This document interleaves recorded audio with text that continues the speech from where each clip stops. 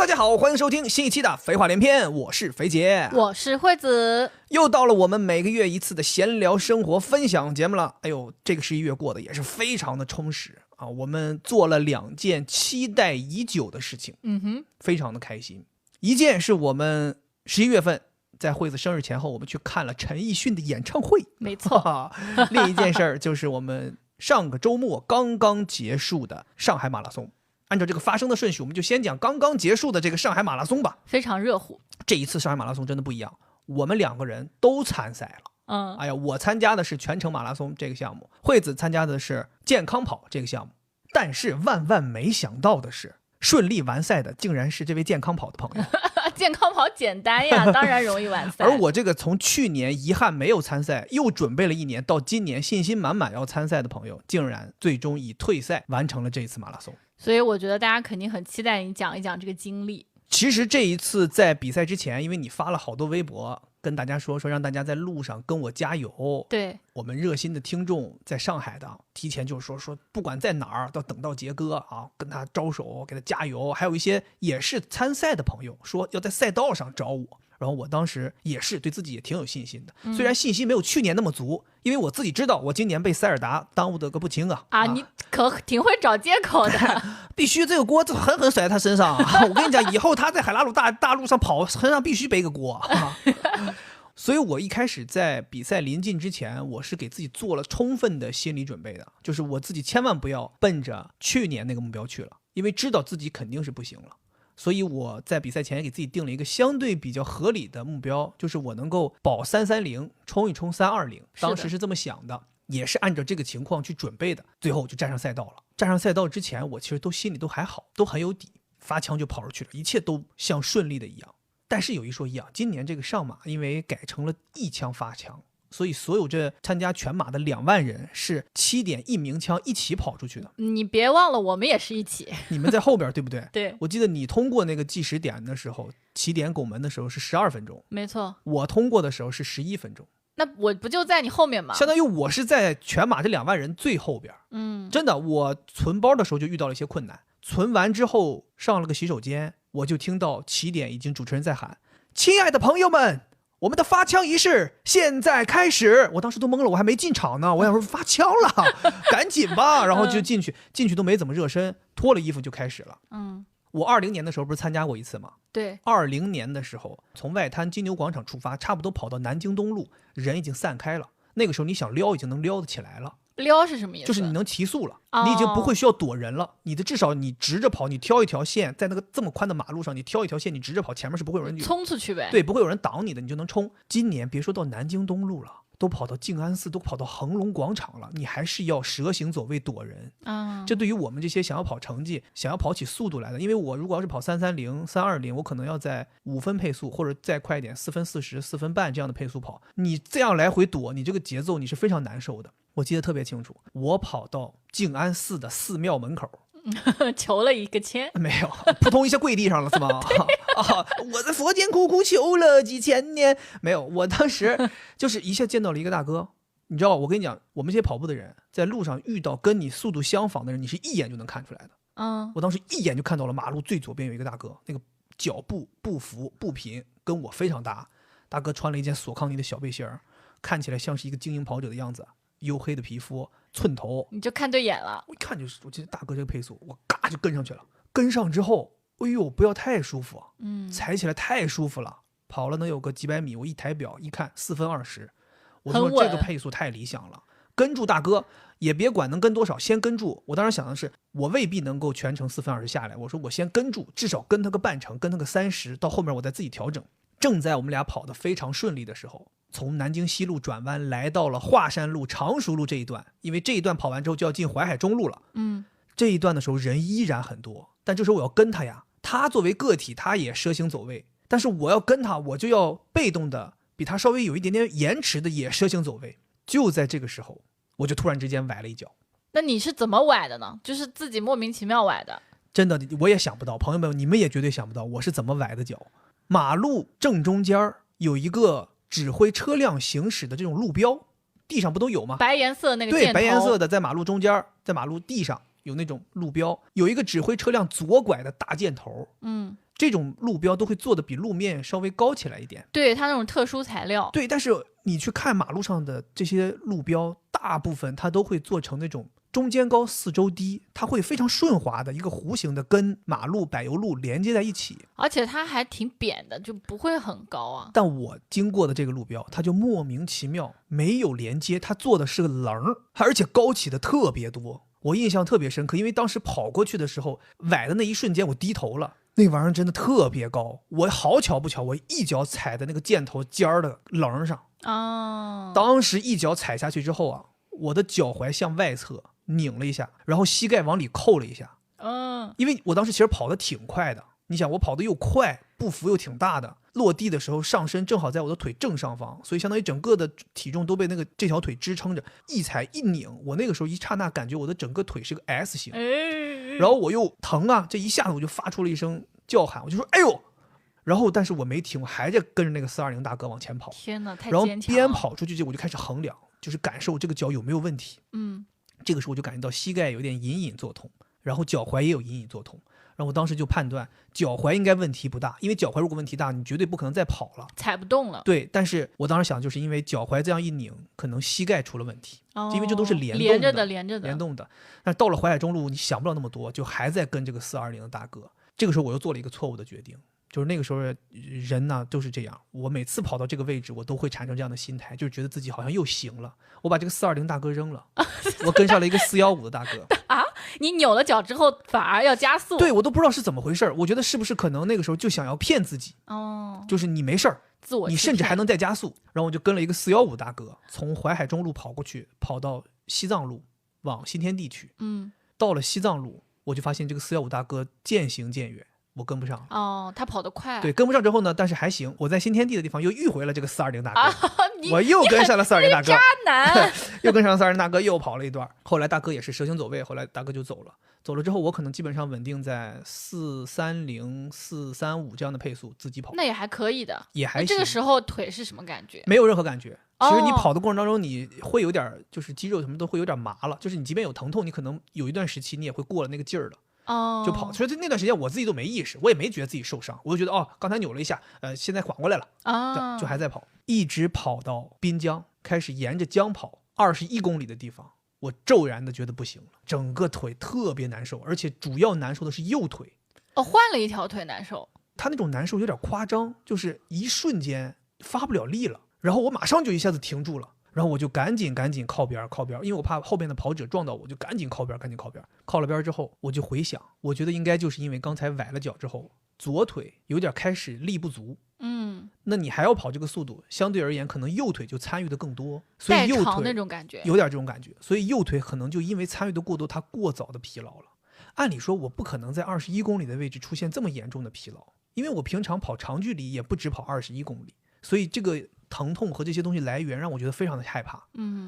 但是那个时候我还没想过要退，我想说我稍微拉吧，我大不了就是慢一点，看看表330还有戏，然后我就慢慢往前走。然后工作人员就问我说你行不行，因为上马这个白金赛事它的这个现场的安全的保护意识特别强，志愿者马上就上来了，我当时一靠边，志愿者马上就上来问我行不行，拖走上来一个锁喉就干倒了，你别跑了，你这肯定不行了没有，他倒是说你要么再往前或者往后都有收容站，他的意思让我去收容站或者去医务站去做一点处理，给你判死刑了。我说没事，我说没事，我说我可以的，我说我有数，我就还往前走。这个时候是多少公里？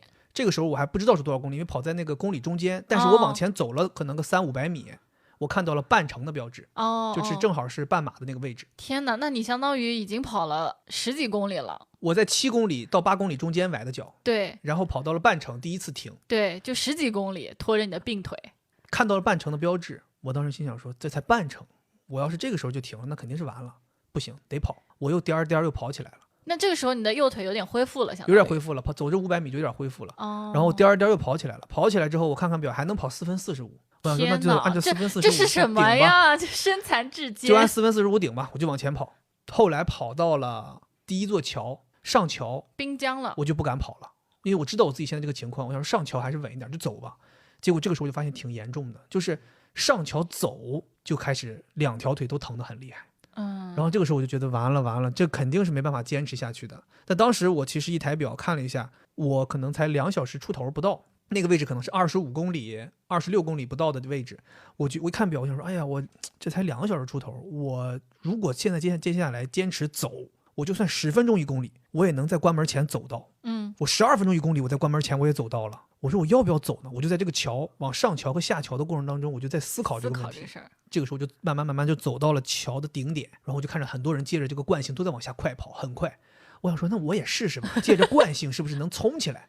我又下去又跑，但是这个时候就彻底完蛋了。下坡一跑到坡底，整个人就站不动，都扶墙了。最后，天哪，2条腿一动不敢动，差点倒掉。这个时候我就看到了我的左手边有27公里的标志，27公里标志下边有个收容站。然后我就慢慢横穿所有的跑者，到了跑道的最左边，进到了收容站。我那个时候就决定退赛了。当时你是怎么想的？就我其实从21公里第一次腿出现问题，回想起来是因为这个崴可能会影响到我，再到我慢慢坚持到27公里这个过程当中，其实我挺煎熬的，也想了特别多。一方面是因为我不相信我为什么会在这个位置出问题，第二个呢是心里很难过的是，我在最难的这一段路啊，是我训练期间走过最多的路段。就滨江这条路，我不知道在这2年训练当中我都已经跑过多少次了。我无数次在这个路上来回的飞奔，我在这个路上自测半马成绩，我在这个路上跑间歇、跑强度、跑什么都跑过，包括我们第一个折返之前跑的是苗江路，这都是跑者们太熟悉的地方了。但我偏偏在这个位置倒下来了。我就是在滨江和苗江路的中间一个路口上倒下来了，然后我当时心里真的特别难过，我只能一瘸一拐的走过这个路段。但后来我经过了这么一段路之后，我其实相当于自己在跟自己对话了很长时间。权衡相当于对，我中间有一段时间想埋怨，我想找人埋怨，我想怪一个人，我想甩锅。我觉得应该怪谁呢？对吧？怪那个地呀。不是，我就想怪呀。但是你想，最后我就算要埋怨那个地，要埋怨那个箭头，我最后想来想去，我最后能埋怨能怪罪的只有我自己。我觉得这都就是你自己的原因。你说踩到那儿了倒霉，那是不是你自己没有想好，没有选好路？是不是自己没看清楚？是不是跟的时候跑神了，或者怎么样？甚至我有的时候我还怪说，那是不是你下半年的训练不够好？所以你腿部力量不够，就这么一整你就完了。我就想很多原因，想来想去之后，我就觉得，那既然所有原因都是我的原因，那你就得承担这个后果。对，自己承担这个后果。对，而且当时我还想说，我如果坚持完了，可能能坚持完。万一我要是因为这个坚持再伤更加严重，接下来我可能要恢复3个月才能恢复训练，那整个冬训就过了，那明年开春的很多比赛你也参加不了了。我当时想说得不偿失，要不选择退了吧。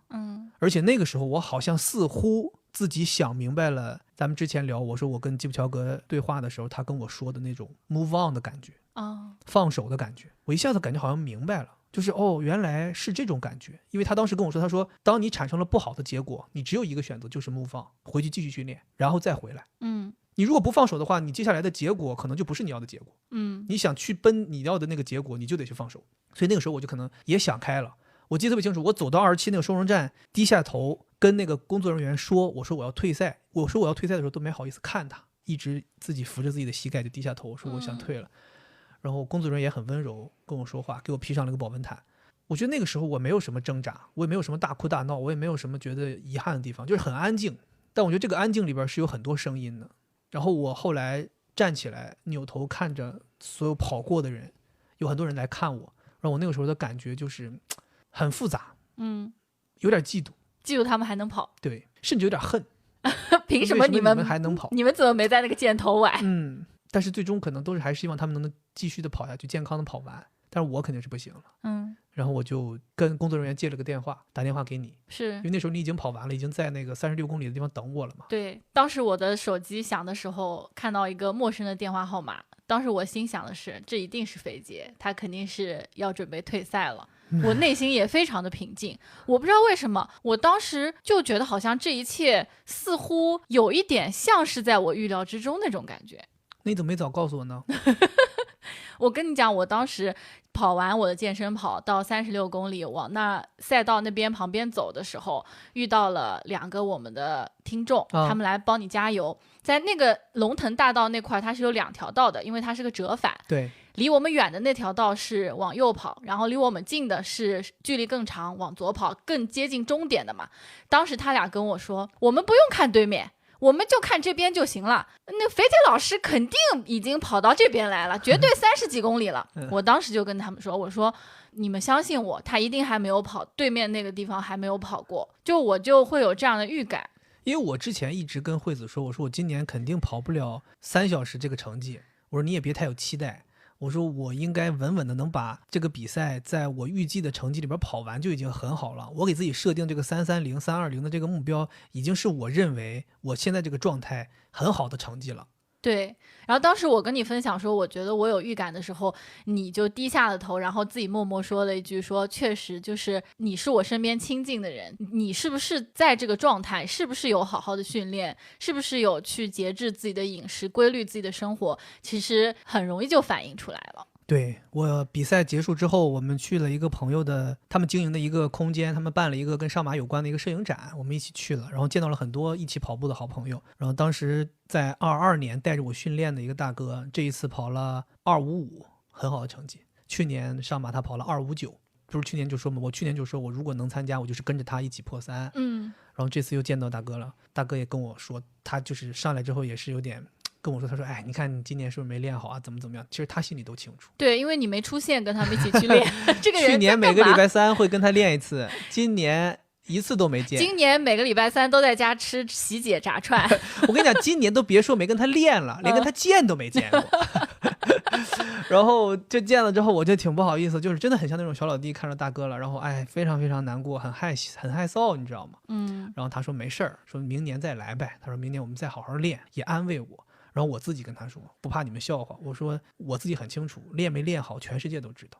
我说你看看去年的我，惠子他妈妈说我是小老头说我像农民工，那就是因为你天天在外边晒呀、黑呀、瘦啊。今年你们不知道，这皮肤又加上护理呀、吹弹可破，这是马拉松运动员的皮肤吗？就是一个白白胖胖的，就是根本就不是我就跟马拉松的那个我就跟那个大哥说，我说你看我今年白了吧唧的，我说也没个样，我说就没有训练痕迹，这能是这个结果？我说我自己也认了。对，所以我就觉得，一个是我预料到的你可能会出点问题，第二是我也预料到了你不会因为自己退赛非常的痛苦。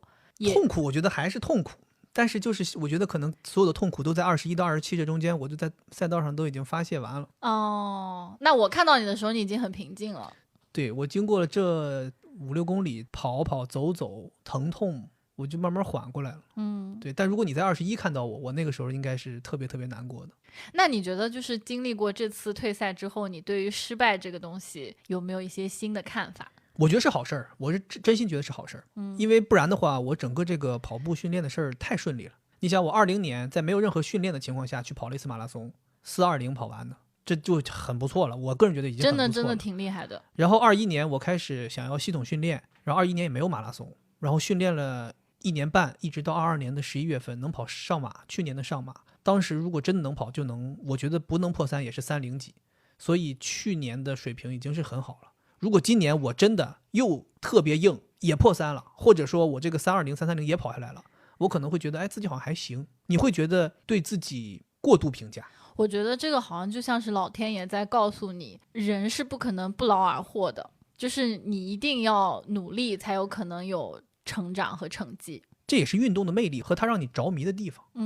就是如果你一直是扶摇直上，步步高升，那这个运动可能很快你就觉得没意思了，你觉得太简单了，对于我来讲我手拿把掐，对不对？但是正是因为你的运动生涯一定是起起伏伏再起起，这种情况，而且你还不断的坚信你有一天会突破自己，你有一天会再站起来，你有一天会跳得更高，这种情况你才着迷，因为你那个突破自己的那个时刻像一个闪光点一样，它老在远处勾引着你。对，我会觉得你的这个马拉松生涯还是比较坎坷的，就除了第一次跑台行，后面就连续3年就没有比赛，然后不能参赛和今年退赛，就感觉好像一直都在有很多打击的样子。应该没有别的幺蛾子了吧在啊，就轮也轮到 OK 了吧但我觉得这个不是一个概率事件，我觉得它就是一个确定的事情，你好好训练它就会给你有好的回报。对，而且要系统科学，然后也要寻求一些更厉害的人的帮助吧。嗯，对，甚至可能还要再投入更多一些。嗯，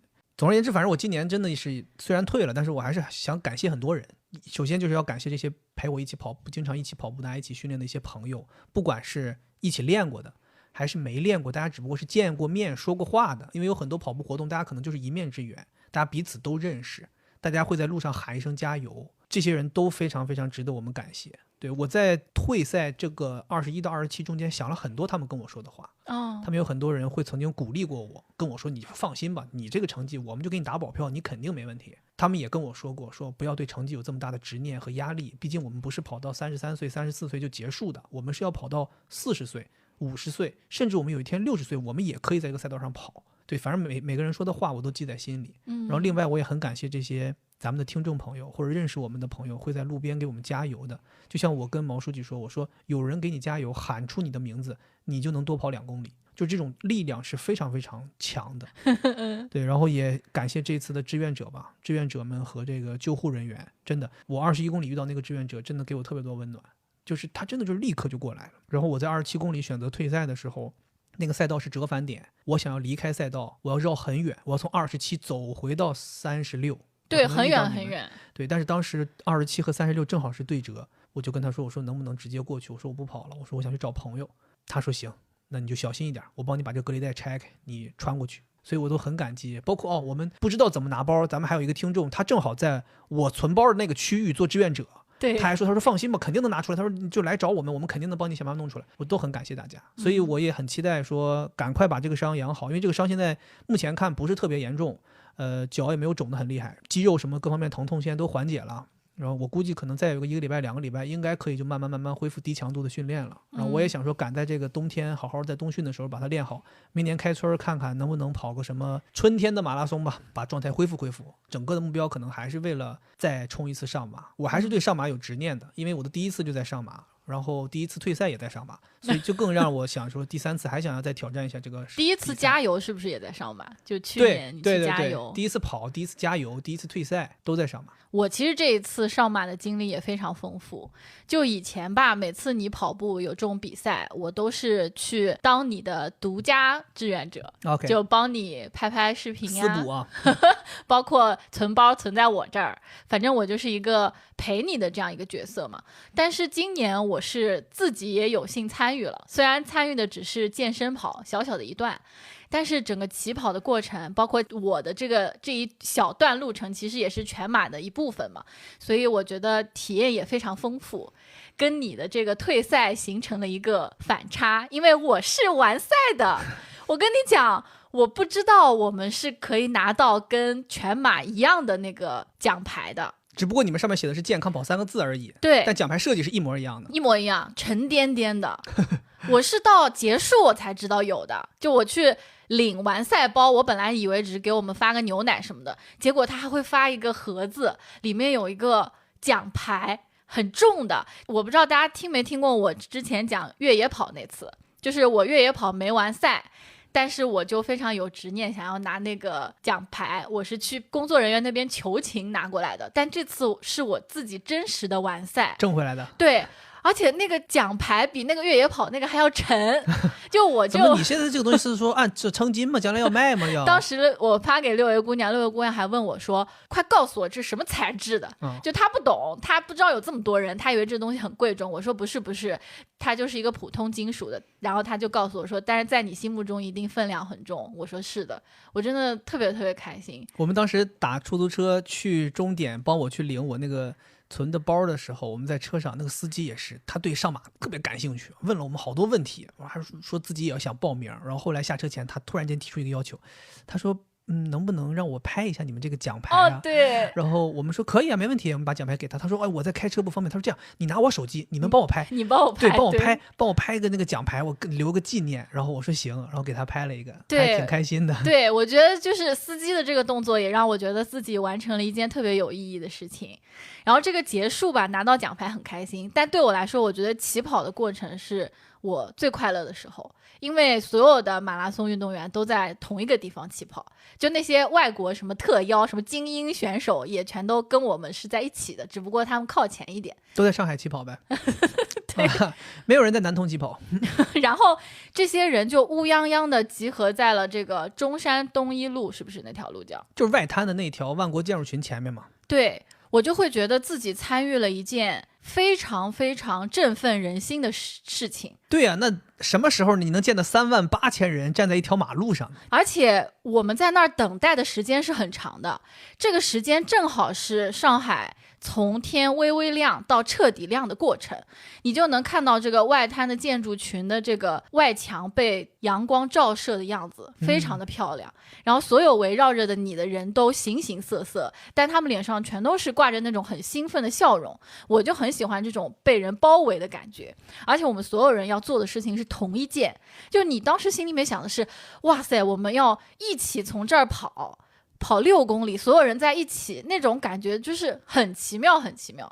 你心里面就会知道一定是比我在小区里面跑那个要快的，因为我们是一起往前跑，而且那些人形形色色，特别好玩。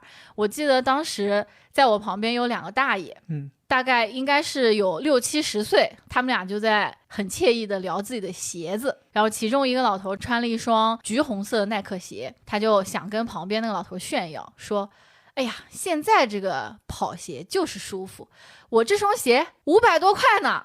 哎呦，就特别挺贵的，挺贵的。对，接着后面那个老头就不动声色说啊，那我这双好像是1300啊，不对，1400多。这暴击啊！我给前面大爷500块大爷报完了啊。但我觉得500块那个大爷就他不懂鞋，连我这种人我都看出来后面那双耐克比他那双要高级很多然后前面那个大爷就不讲话了，有点不太开心的样子。但谁被暴击了能开心呢？但是后面他又报复了一下这个大爷，就是马上要开始的时候，大家可能会把之前保暖的衣服给脱掉，但我们健身跑是没有存衣的，所以大爷就把衣服脱掉之后直接交给了志愿者，志愿者就很为难，说我们不能保存衣物，然后这个大爷就说我不要了。哦哟，怪不得人家买1400的鞋呢。然后前面那个500块的大爷说，他有钱人，就是那种有点上海口音的那种，有点酸了呗，大爷。对，我当时都笑死了。那500块大爷把那衣服拿着穿着跑呗。对，然后当时反正就他俩特别逗。然后我还有一个瞬间就很激动，就是大家要一起唱国歌，我感觉我已经很久没有唱国歌了。亚运会的时候你没唱吗？亚运会我们又没有在现场。亚运会我们有时候看那个中国运动员夺金牌的时候，在家里面我都默默唱。那不一样，当时是有38000人一起站在那里唱。我不知道，我就唱国歌的时候我都感觉有点哽咽了，就觉得很激动，就所有人都在这里唱这个东西，就很振奋人心嘛。那你起跑遇到这么多事儿，你跑步过程当中有什么感受？累不累？对我来讲6公里其实挺累的。你最后是什么配速来着？我是7分08，比我跑步之前练要快，当时应该要接近8分。但是我是有预设的，我觉得跟着大家跑我一定可以跑得更快一点。所以你也有这个策略，选择跟一个人跑。对，因为这是你告诉我的。你说当起跑之后，你看一个跟你差不多速度人，你就跟上他跑吧。我当时就觉得我不敢跟女生跑，因为我觉得我比一般性的女生要慢很多，我不能随便跟一个女生。当时我就受了60-70岁大爷的启发，我觉得这种大爷我应该能跟上。年龄大一点的，所以我刚跑过起点没多久，我就看到了一个戴着个帽子，然后头圆圆的，耳朵大大的那个大爷，我就觉得，这个人背影怎么看着有点像我老公老了之后，我觉得他应该就是这样。我当时给内心打气，我就说我就跟着他，而且我跑到2-3公里的时候，我自己内心还是觉得可以的，跟着他还是挺轻松的。但是跑到4-5公里的时候，我已经有点吃力了。当时我就告诉自己，你一定要跟住这个像肥杰的大爷，难道说你要被他远远甩到你身后吗？你的意思是你觉得等到60-70岁的时候他就会比你厉害很多吗？我当时就真的这么告诉自己。那感觉大姐，我60-70岁的时候你也60-70岁啊，怎么你还是30多岁跟着我跑啊？当时反正我就是这么给自己心理暗示的。你这是时间静止数呗。我就觉得我必须要跟上这个大爷，如果我不跟上他的话，就意味着我们的婚姻可能之后会出现什么问题。我天哪，我们以婚姻为力量来跟呢？我经常这样子强迫自己。那早就让大爷报全马了。但最牛的是，有一段时间中间我损失了这个大爷。你怎么损失？什么叫损失？他怎么你就大爷不见了啊？不见的原因是因为你肯定也遇到了，就刚起跑没多久，中间有一次从4车道变成2车道那个地方。有一个弯儿，就是在那个人广来福士那附近。对，然后那个弯儿呢，为什么会这样？是因为在那个弯的有一块草坪上面有几个美女在跳舞，然后大爷呢就往那个美女那块去了。大爷以为那就是终点，我冲线了，冲到美女的怀抱里。然后我呢，为了超近道，我走的是靠左，就弯小一点的地方。我就想说，算了，既然他要去看美女，就让他去看吧，我超到他前面去。你的爱情这么容易就可以吗？如果那是我呢？你想没想过？那我总不能说，哎，你别去看吧。所以实际上不是呀。到了60岁的时候，我要去看美女了，你就说你要去看美女，那你就去看吧。哎呀，那我这个好日子还有30几年呢，就到了。我跟你讲，后面还有更搞笑的啊！当我快要到终点的时候，又遇到这个大爷了。大爷说怎么了？又大爷追上来了。我跟你讲，这个跟婚姻就很像呀。中间的时候可能会分开一段时间，然后你别乱讲啊！你别老拿婚姻举例子，这是正经婚姻吗？最后又遇到了，我当时真的很惊喜。我想，哇，我怎么又遇到这个大爷了？这简直就是命中注定。甚至冲着大爷喊了一声老公。大爷说这又有美女啊。真的，我可能在5公里左右又遇到大爷了。我当时想说，太好了，我们可以一起冲线。官方报名的时候说健身跑是5公里的，对。结果我看5公里这个地儿，这个路我其实挺熟的。我想这个离那个展览馆还挺远的呀。我就心想说，那没办法，我肯定得跑完呀。但大爷又出现了，就命中注定大爷要带我最后一程。但是我不知道为什么，就是人都是这样，你有一个目标，这个目标达成了，就5公里到了，你就容易泄气啊。是的，我就觉得后面有点不太想跑了，所以呢，就越跑越慢，越跑越慢。后来大爷就感觉要把我丢掉了，我们之间的距离越来越远。但是我之前不是给自己一个心理暗示吗？说我得跟住这个像老年肥杰的人。但在最后我又安慰自己，我说哎呀，到人生的终点的时候可以放他先走。让他先走。你太过分了。这言外之意就是说我可以先死呗。我不知道你怎么解读，反正我当时就这么安慰自己的。最后我就是自己跑完的，因为当你最后能看到那个终点的牌牌的时候，你好像又有点精气神儿，你又能过去。我就觉得跑完之后我会非常非常开心。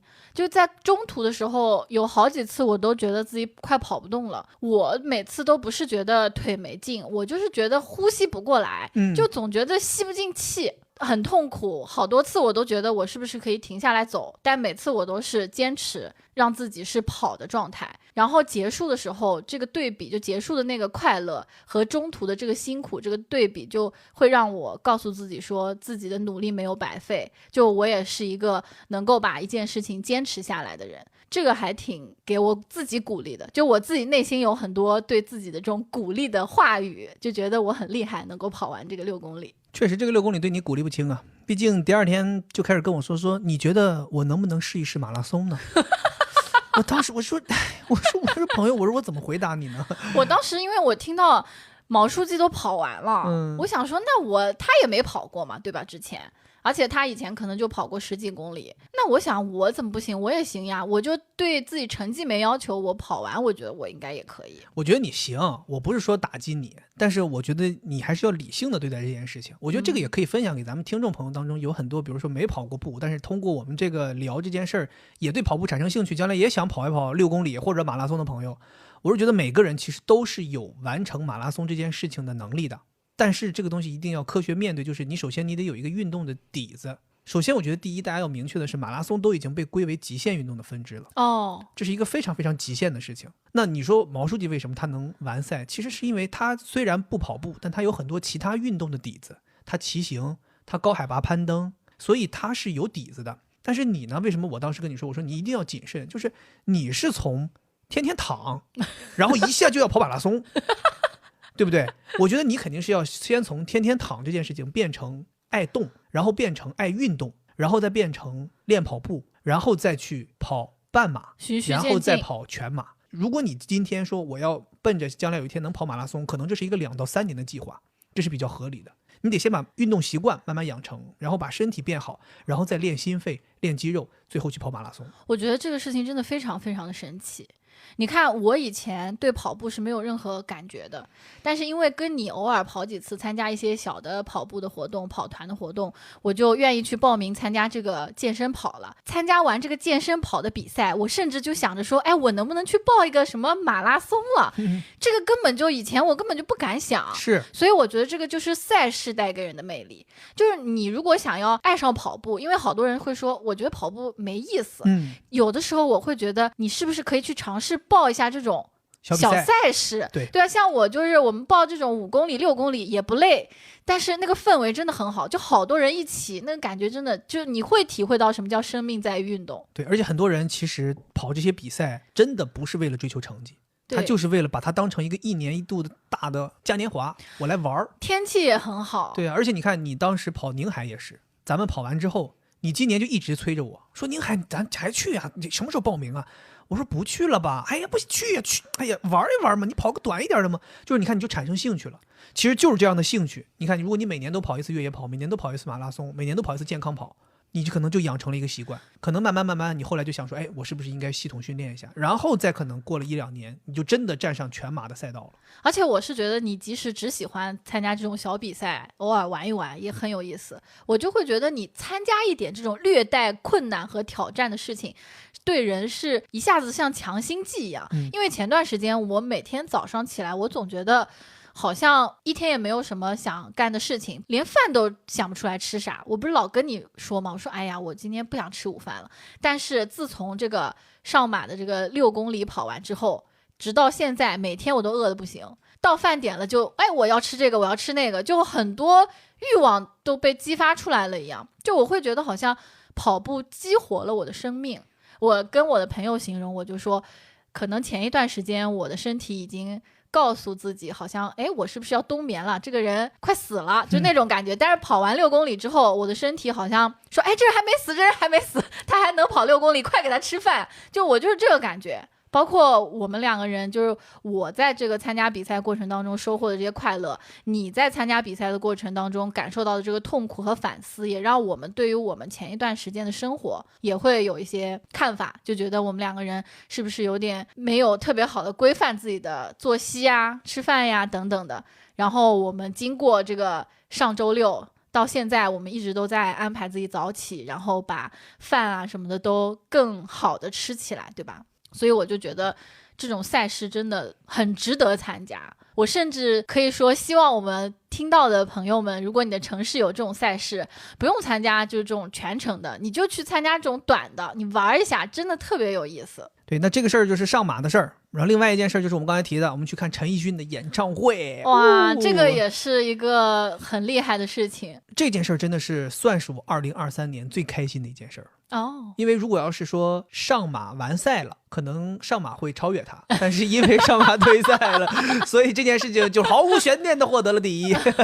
陈奕迅说谢谢你啊。哎呦，必须要给他这份爱。哎呀，真的是太开心了。我还记得咱们不是第一次抢票，大家也都听过我们以前的分享，惠子组织了一个抢票小分队，然后最后以失败而告终，我们略显失望啊，甚至觉得说可能今年就没机会了。对啊，就觉得那没抢到，后面肯定也这么难抢啊，怎么可能抢得到？然后呢，这件事情就后来就在我们脑海当中就彻底抛掉了。我真的也是彻底抛掉。但是我记得有一天我在外边出差，正在那儿忙工作的事儿，惠子轻描淡写在我们聊天的间隙插入了一句话，说哦，对了，我抢到了陈奕迅的演唱会门票。然后他又接着说别的事儿。我说你没有骗我吧？不敢相信。我说真的吗？就是我连续叹号。惠子说对，就是随便一抢就抢到了2张。确实是这样，我也是在工作间隙，他每次放票都是13点08分，我13点才结束一个咨询，接着我要坐地铁到别的地方去。07分的时候，我正走在地铁的通道里面，突然脑子里面就蹦出来一个想法，说哎，今天好像是2次开票，按照我往常，如果我非常渴望抢到这个票，我就会非常紧张，手忙脚乱，估计10分手机还没打开。但是那天我就知道，我觉得我肯定抢不到，我就随便参与一下吧，就非常轻松的打开，找到小程序点进去，也是点了几次，但是在大概某一次它就跳出来让我支付了。当时我都没有什么特别的感觉，竟然最终抢票成功是在一个网络环境如此不好的地方，地铁。对啊对啊，所以朋友们，这个事儿真的是看缘分，而且没有任何提前的准备，就突然想到，只有1分钟，都不到1分钟的时间，然后就抢到了，真的很幸运。然后我们才这样得以去看这个陈奕迅演唱会。我记得我们在看之前，我们是11月13号礼拜一那一场，我们在看之前我还跟惠子说，我说明天就要看了，我到现在都觉得这事儿不是真的，你能不能给我看看你有票吗？你确定有票吗？别骗我啊！我们到时候到了现场之后进不去。我说怎么样？他说有票，他说你看都出了，都有位置了。我说OK，放心。真的在我眼里真的太不真实了。尤其是今年，你要说其他几年，你说抢到演唱会门票，我还不会这样。今年演唱会多难抢啊！真的太难了。今年是我第3次看陈奕迅的演唱会。人生中第3次。我以为今年第3次了。前2次都偷摸的带别的小姑娘去的。人生第3次。对，第1次看应该是10年。我现在回头想一想，我还能记起来我当年第1次、第2次看这个演唱会的时候的那个感觉。我觉得第1次是最印象深刻、最难忘的，因为我是09年才喜欢上陈奕迅，听说他在北京办演唱会，当时是在工体的体育馆。我必买啊，必看呐！我当时对他就是那种爱到，就是我每天回去也不看什么电影，也不刷什么校内，每天就是翻看他的演唱会视频、录像，每一首歌都要学，耳机天天听。脑残粉，那时候已经不行，那时候已经就是全身都中陈奕迅毒。所以后来我就说想买这个票，但是你知道我那个时候1个月生活费是1000块钱，我买了张门票，挑的是840块钱，那就是超过半个月的生活费。这有你算吗？啊，你为什么老是在做一些这种非常没有意义的数学题？但是我那个时候没有钱了啊？为什么？就是没有，就是给你前女友花完了呗？不是，那时候已经跟他分手了。但那时候好像不知道为什么拿不出钱，反正就当时拿不出钱。然后我就有朋友，当时正好认识的一个学姐的男朋友，我们当时玩得很好，他已经去工作了，所以他是有工资的，他可能相对稍微富裕一些。大家说就要一起看，但我说我拿不出钱。你去问人家大哥哥。早知道有这招，我当时别说陈奕迅演唱会了，我这工体都买下来了。大家就说嘛，然后我就有点为难，我说我可能拿不出钱，因为马上要买票了，不是我没有钱，我是在买票这个时间点拿不出钱。然后那个朋友他对我特别特别好，他特别喜欢我，他说你不用担心，他说我给你买，我先给你买了，你什么时候有钱什么时候给我。哇，他就夸就给我把票买了，这么铁吗？而且当时我是说我可能拿不出钱，我都犹豫要不要看。他说你不用犹豫，他说你这么喜欢你就看。他说我就陪你看，咱们就一起看。他说我就给你票买，他说你想都别想，我现在把票买了，你明年有钱给我也没问题。哇！然后我当时觉得特别暖心，然后我就买了就去看了。我还记得特别清楚，我看的是北京的最后一场，特别激动，我的妈，特别激动。能看见陈奕迅脸吗？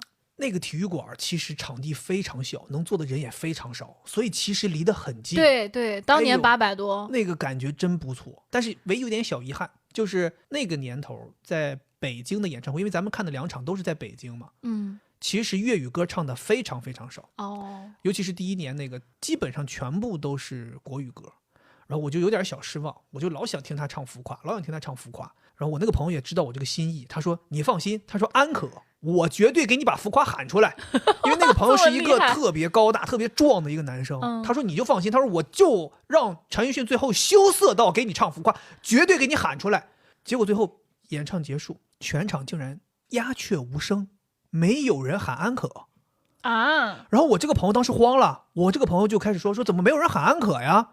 然后有些人就开始退场，然后我这个朋友就特别大声的跟所有人说你们不喊安可，他有可能就不出来唱了。我现在想想，回头想也对，你想一个歌手，他的正规演出结束，他回到后台，外边连个动静都没有，没人喊你出来再唱，那我为什么要舔着个脸出来再唱呢？那我就索性结束了，有点自作多情。对，没有人喊，我当时也慌了，然后就我们2个人在那喊，真的就是杯水车薪。所以最后没有安可。最后没有安可。天哪！你知道吗？所有人就开始退场。好遗憾，我巨失望。我站在那个位置，我一直站到什么时候？我一直站到最后舞台都拆了一半了，因为是最后一场舞台都拆了一半了。然后我特别特别的失落。然后我那个朋友一直安慰我，他说没事儿，他说咱那个再有机会再来再看，没事儿。很难过就走了。对，所以后来第二次再有机会陈奕迅又在北京看，我当时就决定说，正好咱俩已经在一起了嘛，我说咱俩一起看。对，那是我看的第一场演唱会。哦，那是你看第一场演唱会？是的，但是我已经完全忘记了，一丝丝记忆都没有。我记得他好像唱了那个因为爱情什么之类的。对，那个时候好像是刚刚他在那个春晚唱完这个歌，所以他在演唱会上经常唱这个歌。那一次我挺聪明的，钱也不够，然后回家跟我爸妈就是那种粘叨。你知道吗？我不知道咱们听众有没有那孩子或者是这一招啊，就是你想要一个东西，明明这东西你知道爸妈可能也不会给你买，或者你本来想自己买，然后你就去边上说，你说哎，想看这个，哎太贵了，太贵了，太贵了，也不用看，其实太贵了，哎太贵了，不花这个钱了，哎算了，哎但是就是想跟女朋友一起看，哎算了，还是算了，自己在这粘叨，你知道吗？就自己在我爸妈身边粘叨。后来我妈就看出，我妈说你别这样了。啊！我妈说你真挺难看的。我说到底有什么事儿来说清楚。我说有个什么什么演唱会，我说怎么样，我还跟人家描述，跟我妈描述，我说我多喜欢这个人啊！我说你听听他的歌啊，给他放。我妈说你不用放，我妈说多少钱，说话就行了啊。我说850，其实挺良心的。你看10年看840，咱俩看850。当时我妈也很讲究，我妈说知道有女朋友，我妈说那你不得带女朋友一起看吗？我妈说那女孩的票钱就咱出吧，然后我妈就给我转了。不给我出，我根本就不去看。这谁呀？陈奕迅，我才不看呢。然后我妈就给我转钱，然后我就开开心心的就买了。买完之后就挺高兴，就可以带你去看。第二次也是一样，就是国语歌居多，粤语歌少。会不会是同一个？就都是他的那个 DUO？ 有可能，设计什么的都比较类似。哎，相当于可能同一个主题策划，可能听了2年。然后今年就是第3次嘛，然后今年是一个全新的主题。这叫什么 Fear and Dreams。 对，今年确实是特别棒。我觉得今年是我看过3次陈奕迅最满意的一次，就是这一次的满意程度让我有点找到了我09年刚开始看他在红馆开演唱会的那些质感，就是无论是歌曲的排布设计，现场的灯光效果。因为今年的演唱会没去过的朋友，我们可以给大家描述一下，它有一个特别有特点的，就是它的演唱会背景是一大片屏幕，3大块交错的屏幕，所以相当于陈奕迅在这里唱歌的整个过程背后是有配套视频的。他有比如说无论是动漫还是一些特效，他始终在给你播放一些背景配套的一些东西。对，因为以前的很多演唱会基本上就是摄像头摄的这个歌手的脸嘛，或者是那种就是夜店风，后面是那种花。对，反正就是不会是有一个有主题的视频，因为他的这些视频都是配套他的当下唱的这首歌，是你能看到内容的。所以相当于你是一个视听双体验，就他不仅仅是听这个人唱歌了，不光是有现场的音乐了，你还有一些视频内容。所以在看的时候你会很带入，你甚至会能够理解这句歌词他想讲的是什么。对，他会有一些那种观点的传达。对，陈奕迅自己也说了，他说他其实做这件事情是很希望表达一些东西的，因为他随着年龄的增长越来越心系全人类，心系地球，他会觉得我们人类可能做了太多的事情，让我们的地球变得怎么样。他希望通过他的这个 Fear and Dreams 这个主题和他的歌曲排布能够表达出来，他希望整个世界的环境和生态变得越来越好等等之类的。而且当时陈奕迅最后还跟我们说你们知道吗？说我后边这个屏幕我也是刚知道。他说这个屏幕是12K 的。他说你都不知道这个屏幕花了我多少钱。肯定很多钱。对，然后所以我后来才知道说哇，为什么你看的时候那感觉这么好，12K 的屏幕啊，你在哪儿能见到这屏？咱们可能我这辈子应该是第一次见到12K 的屏幕，那效果真的特别好。然后场馆又选在梅奔，上海的梅赛德斯奔驰中心，音响效果也特别好，真的很棒很棒。我觉得这就是差不多上海的顶级演唱会的现场，真的太顶了。而且他这个唱跳结合，还跟中间跟你聊天聊半天，拿出很长时间来跟大家互动。是，对，我觉得他这个排布挺好的，就是他也没有说每唱一首歌他都要跟你互动一下什么的，去拖延那个时间。他很神奇的是，就在间奏或者就是尾巴那个音乐的时候，他就下去换衣服了，升上来就又继续开始唱。就我觉得每一首歌之间基本没有喘息。对，他真的这个让我觉得特别感动。对，就是他的歌曲与歌曲之间没有给自己留什么休息喘一口气的时间。他基本上就在这个位置唱完这最后一句，灯光一黑，你就能看到他一个小黑影呜呜跑到另外一个升降台上，马上唱下一首，一首一首接得特别紧。所以这一场演唱会应该给我们带来了非常多的歌曲。是的，这个是一个歌迷非常非常开心的。很推荐大家去看这场演唱会。我觉得不管你是不是他的听众，都挺适合去看一下，因为我会觉得这是一种很全新的那种内容的表达。就音乐结合着视频，结合着他舞台的一些表演，他不仅仅是去听他唱歌，还是去像看电影那种感觉，像场大秀一样，对不对？对，而且他有一个设计很厉害，就它叫 Fear and Dreams 嘛。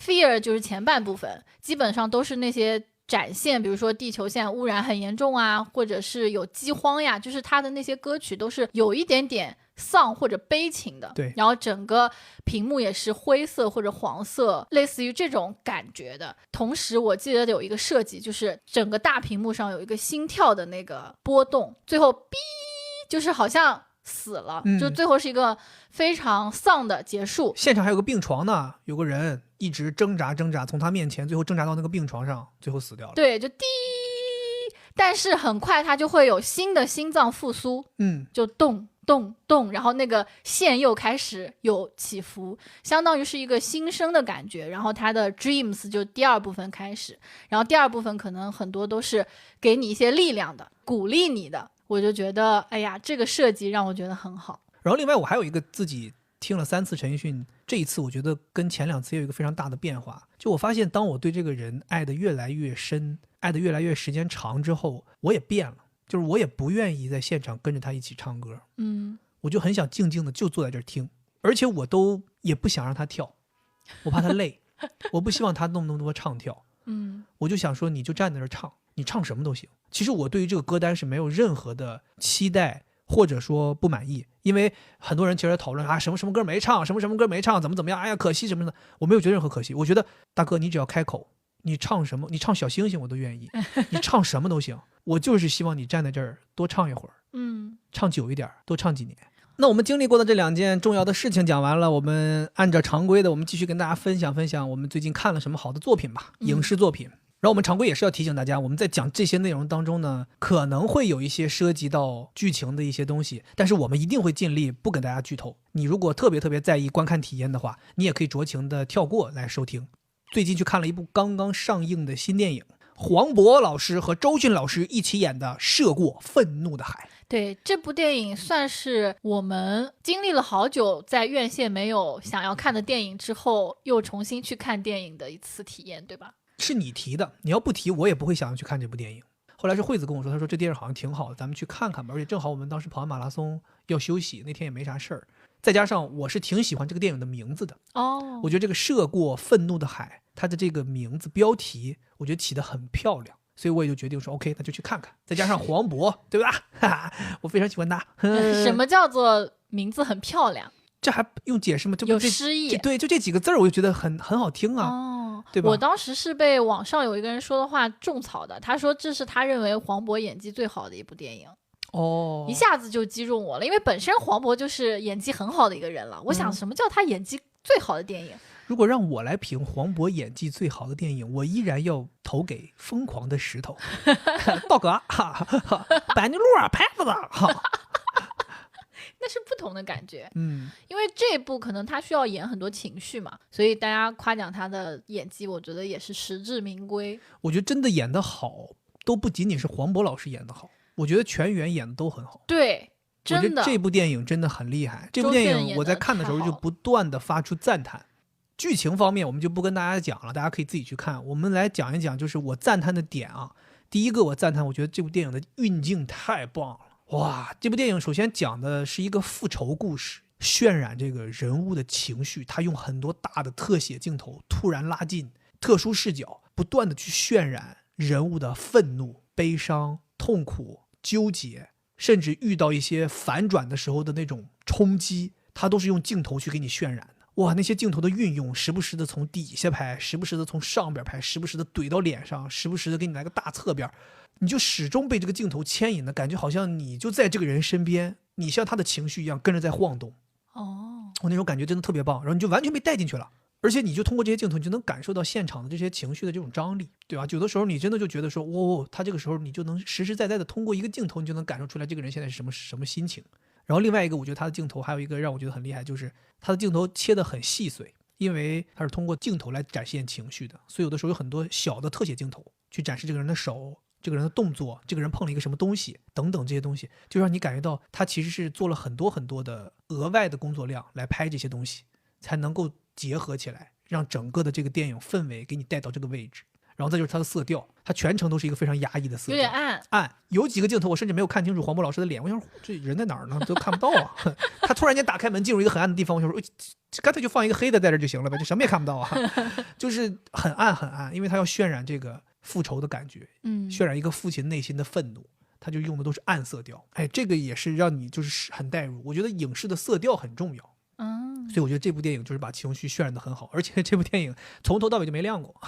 对，因为它讲的是暴风雨来临之前的一个事儿嘛。对，很压抑嘛，一直都是肯定没有阳光。对，我的感受是啥？我挺推荐这部电影，而且我自己个人非常喜欢。但是我觉得大家要酌情处理，就可能你不会喜欢这部电影。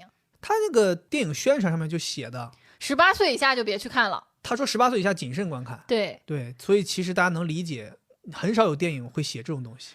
它的整个画面是有暴力的成分在里面的，然后它的故事其实也是比较凄惨，对，压抑。其实大家想一想，国内这几年其实没怎么拍真正意义上的以复仇为主题的电影，相对在国内的这个市场也是比较罕见的。对，这个故事我觉得能搬上荧幕还是挺意外的。故事肯定是挺意外的，另外就是我说的，就是他把一些暴力血腥的东西也搬上了荧幕。怎么说吧，我觉得过程当中有一些情节你会觉得挺爽的，挺刺激的，挺解恨的，就是这种感觉，其实在以往的国产电影里面是蛮少见的。而且它不仅仅是一个复仇的电影，它还是带点悬疑的。有，因为在你一开始的时候，你就觉得他想要报复的这个人，他不一定是对的，对吧？对。然后你一直会带入去思考，说到底这是怎么发生的这件事情。我甚至一开始就认为铁定不是这个人，就是铁定他没干，但是我就很想知道究竟是谁干了。是，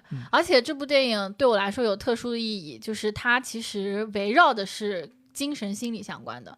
就我们同行都在说这部电影我们必须要去看，因为这里面就是全员疯批没有一个没问题的，都是非常极端的心理问题。然后你想就这些人就演绎这些人，你就会觉得我的天哪。当然这部电影我觉得也算是叫什么毁誉参半，是，就有好多人说他无法代入，是因为确实这里面的情节和人的心理都相对极端，所以正常人都代入不进去。其实我也没有代入进去，我更多的是一直做一个旁观者，在猜测他的结局会是什么样子，以及我一直在看这些人的症状，然后想想，这个人可能是边缘型人格障碍，这个人可能是双向情感障碍，就我一直在看这些人。这个人找我咨询是600一个小时，这个人找我咨询得是800，然后这个人就更贵了，这个人不接，这个太危险了。那这里面的应该没有一个可以接的，都太危险了。对，反正看的时候你会带入一些自己专业的视角，你会去分析说，这个人他的人格是怎么形成的等等的。反正我觉得喜欢悬疑，然后喜欢探究人性的朋友们一定要去看这部电影。但我跟你不一样，我代入了。你怎么代入的？哎呦，我觉得我代入有几个原因。首先第一个原因是我觉得我跟黄渤这个角色的性格可能有点像。就我是那种如果真的要发生这种事儿，我是真的要豁出命要去干了。就是有点这种感觉，所以我可能能理解他的一些做法。就像他说的，就是我就是不要警察处理，我就要自己处理这个事儿，我就是要我豁出命了，我弄完之后我也进去，就这种感觉。第二个就是我带入的就是他们所发生这件事情的场景，是我老家。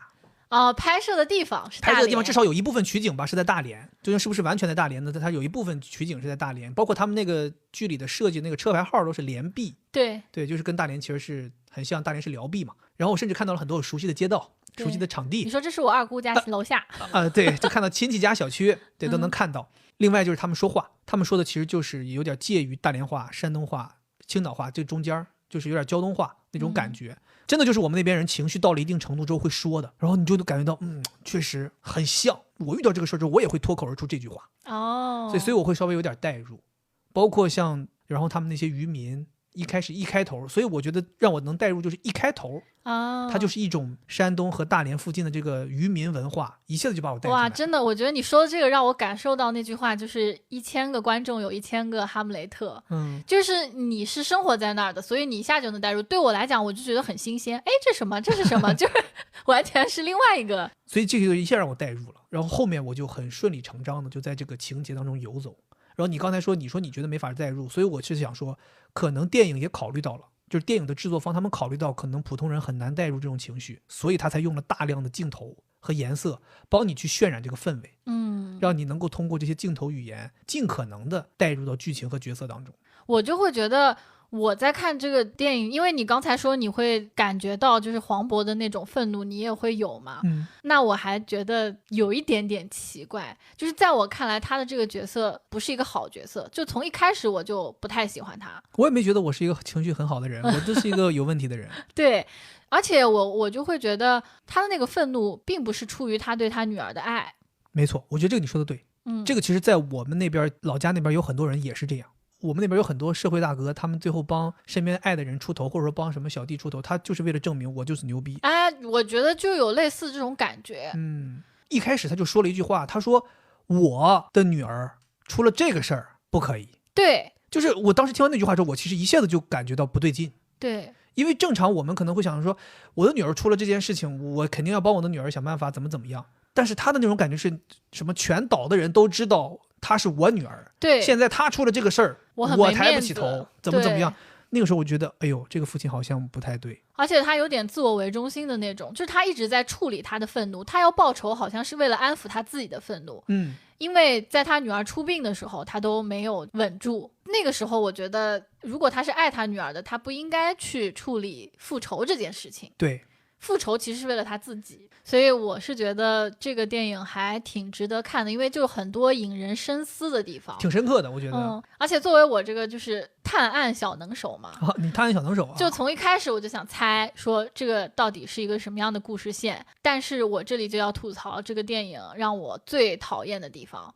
他安排了一个女演员，这个女演员呢，她的长相呢，你心里面知道她一定不是一个完全没有什么作用的人，因为她的长相就不是那种路人脸，我觉得这个人肯定得有作用，结果就真没作用。我觉得这个不算剧透，我告诉大家千万别被他给误导了。就我当时就一直觉得会跟他有关，但结果就完全没有关。我觉得真的他就是纯一个 NPC。对，好烦呀！我跟我朋友讲了之后，我朋友说这种女演员就是社会的负担。但我觉得也不能怪人家演员，这就是一个情节的安排嘛。对，可能只不过是整体的安排不是特别恰当。对我来说，肯定是为了这个演员才安排的这个情节，不然安排这个情节干什么呢？一点用都没有。对呀，一点用都没有那些情节。OK 吧，反正我觉得这个电影是非常值得大家去看的，因为它挺深刻的。因为我讲心里话，其实我觉得到最后我也没有完全理解透它的深层逻辑，它究竟想要表达的是让希望观众能够读懂一个什么层面的东西。我到现在可能还在慢慢想，还在想去读，可能你能够知道他想表达的是什么，但是我觉得你要深刻的去领悟它，可能还需要一些时间。我是觉得你单光看一个这样的故事就很有意思，没必要去思考说它背后有什么原因。我觉得也没什么原因吧，你就算知道了那些也没有什么用。对，你就去享受这个故事本身就很有趣。另外一个我们还看了一部跟复仇相关的电影，真的巧了，这一部是真复仇啊，就是纯的一个复仇啊，没有掺杂任何深刻的东西，就是杀呀，就是爽呀，就是我真的觉得一个大解气。这个其实我们应该感谢我们听众，应该是听众朋友们当年推荐给我们的。其实我们最开始的时候是在 Netflix 上面刷到过这个电影，它的名字叫《芭蕾复仇曲》。当时听到这个名字之后，我当时一想，我说芭蕾复仇曲，应该讲一个跳芭蕾舞的事情，舞蹈片算了，不看了。我也以为，我觉得可能就是芭蕾演员之间的斗争之类的。而且当时那个 Netflix 剪出来那一段小预告，是个肌肉男在家里头练肌肉，我想说，没意思，老套，也就是肌肉男，肌肉男怎么了？就没看。后来我们在评论区有人说好看，推荐我们去看，我们就记下来了。然后前2天我们就看了，哇，高分，我们打高分啊，真的爽啊，真的爽。首先第一，它跟芭蕾的关系并不多，基本没有。第二，也跟肌肉男没有关系，它是一个纯纯的女性复仇电影。哇，我觉得那个女生太帅了。上一个让我想到女性复仇很爽的就是宋慧乔的《黑暗荣耀》嘛，再往前就杀死比尔了，对不对？所以这一次这个爽片真的很爽。对，故事大概给大家讲一下，她其实就是一个女孩，这个女孩呢特别能打，她可能以前是做这种安保工作的，保镖很厉害。她有一个特别好的朋友闺蜜出事儿自杀了，最后留了张纸条让她去报仇。我的天哪，我觉得这个就很爽，已经开始了，自杀就是要告诉他你给我去报仇，然后她就开始给她朋友报仇，就讲了这么一个复仇故事，没有什么深刻的结尾，最后结尾就是报仇血虐。刚才我提的那个肌肉男血虐，一丝不剩，对方一丝不剩，连灰都没有，直接火化掉。朋友们，我觉得这个算剧透了，就是直接火化掉了。哈，没事儿，这个无所谓剧透，这个不怕剧透。所以你们想想有多爽，这个整体感觉真特别棒。然后其他故事情节我们就不讲，大家自己去看。我还想跟大家分享，就这个剧跟我上面推荐那个《涉过愤怒的海》，我觉得有异曲同工之妙，就是它的镜头也很厉害。我觉得它镜头更好看。对，我觉得它镜头比那个《愤怒的海》更厉害。对，更好看。整个这个电影让你感觉什么啊？就是有点像你沉浸在了一个电子游戏当中，它的色调非常的赛博朋克，就有点 GTA 那个感觉。哎呦，有点那个头号玩家。对，头号玩家的感觉，一直都是那种朦朦胧胧的，然后有霓虹灯，电子霓虹光，然后人在里边穿梭，然后他那个人物也是粉头发，然后什么有颜色头发，都是那种穿的衣服也都非常的帅，很时尚。对，他们两个女生，一个是穿鲜艳的衣服，一个是那种天天都是那种暗色系帽兜的那种，然后它里面的这个镜头比《愤怒的海》更独到，分镜更碎。对，他甚至就是一个人点烟抽烟，就是那种掏烟、点烟、抽烟、打火、滴烟灰，每一个镜头全部都是分散的。你就能感觉到你看的眼花缭乱，你觉得哇太棒了！我就是这个制作团队，他究竟要花多少心思写这个分镜，究竟要花多少时间拍这些东西，这太棒了。所以你在整个看的过程中，你是非常非常沉浸的。我觉得他的打斗戏好在什么地方，就是我们也不懂那些武打动作嘛，但是我觉得他在打的过程当中干净利落的样子，让你觉得他心里面没有任何恐惧，以及他对于复仇这件事情是有多么的执着啊，非常坚定。我记得有一个情节，就是他到了那个坏人的一个团伙聚集的地方，有非常非常多的坏人，大概有40-50个吧他走进去一点表情都没有，过来一个打一个，就真的，我当时都觉得，如果是我到这个场面，我得拔腿就跑。但是他就是真的直接打过去。但是可能听众朋友会觉得说，这东西有点太玛丽苏了，这个不真实。其实他这个电影恰恰在这个环节，他其实塑造的还挺好的，就是他不是这个人像超人一样走进来非常无敌的，他走进来拿枪指着这些人问话的时候，他的手都是在抖的，他也是呼吸很快，他就心跳很快，他其实也紧张。包括他最后跟这些人打的时候，他也是跌跌撞撞打了这些人。所以我觉得整体的感觉就是他既真实，但是又有一些不真实的地方。所以他的真实的地方会让你觉得这还是一个人的世界，他不真实的地方就是他又有一些神的行为。对，我觉得这种感觉是让你觉得这个电影不断的揪着你，让你离不开的那个状态，就是产生于这儿。而且它是一个复仇电影，又血腥又暴力嘛，但是它其中还有一些搞笑的片段，来给他送武器的那一对夫妇，两人就很可爱，就跟那个《飞屋环游记》里面老头老太太那样对对对，过来送的武器也特别好笑就我觉得还挺点缀的。就是对，我觉得这部电影反正就是从头到尾时间也不长，1个半小时，但是这1个半小时真的是一晃而过，你就觉得意犹未尽。推荐大家去看，这个真的是非常非常推荐。我觉得这个会比涉过愤怒的海更推荐大多数人去看，因为涉过愤怒的海我觉得还是选人，它太压抑了，如果你想要开心爽，你就别去看这个涉过愤怒的海。而且这个电影它不需要什么深度的思考，没有，也没有什么复杂的逻辑，没有。对，它就是你就知道从头到尾就是杀，最后赢了，特别开心，爽，真的。然后我们再推荐电视剧吧。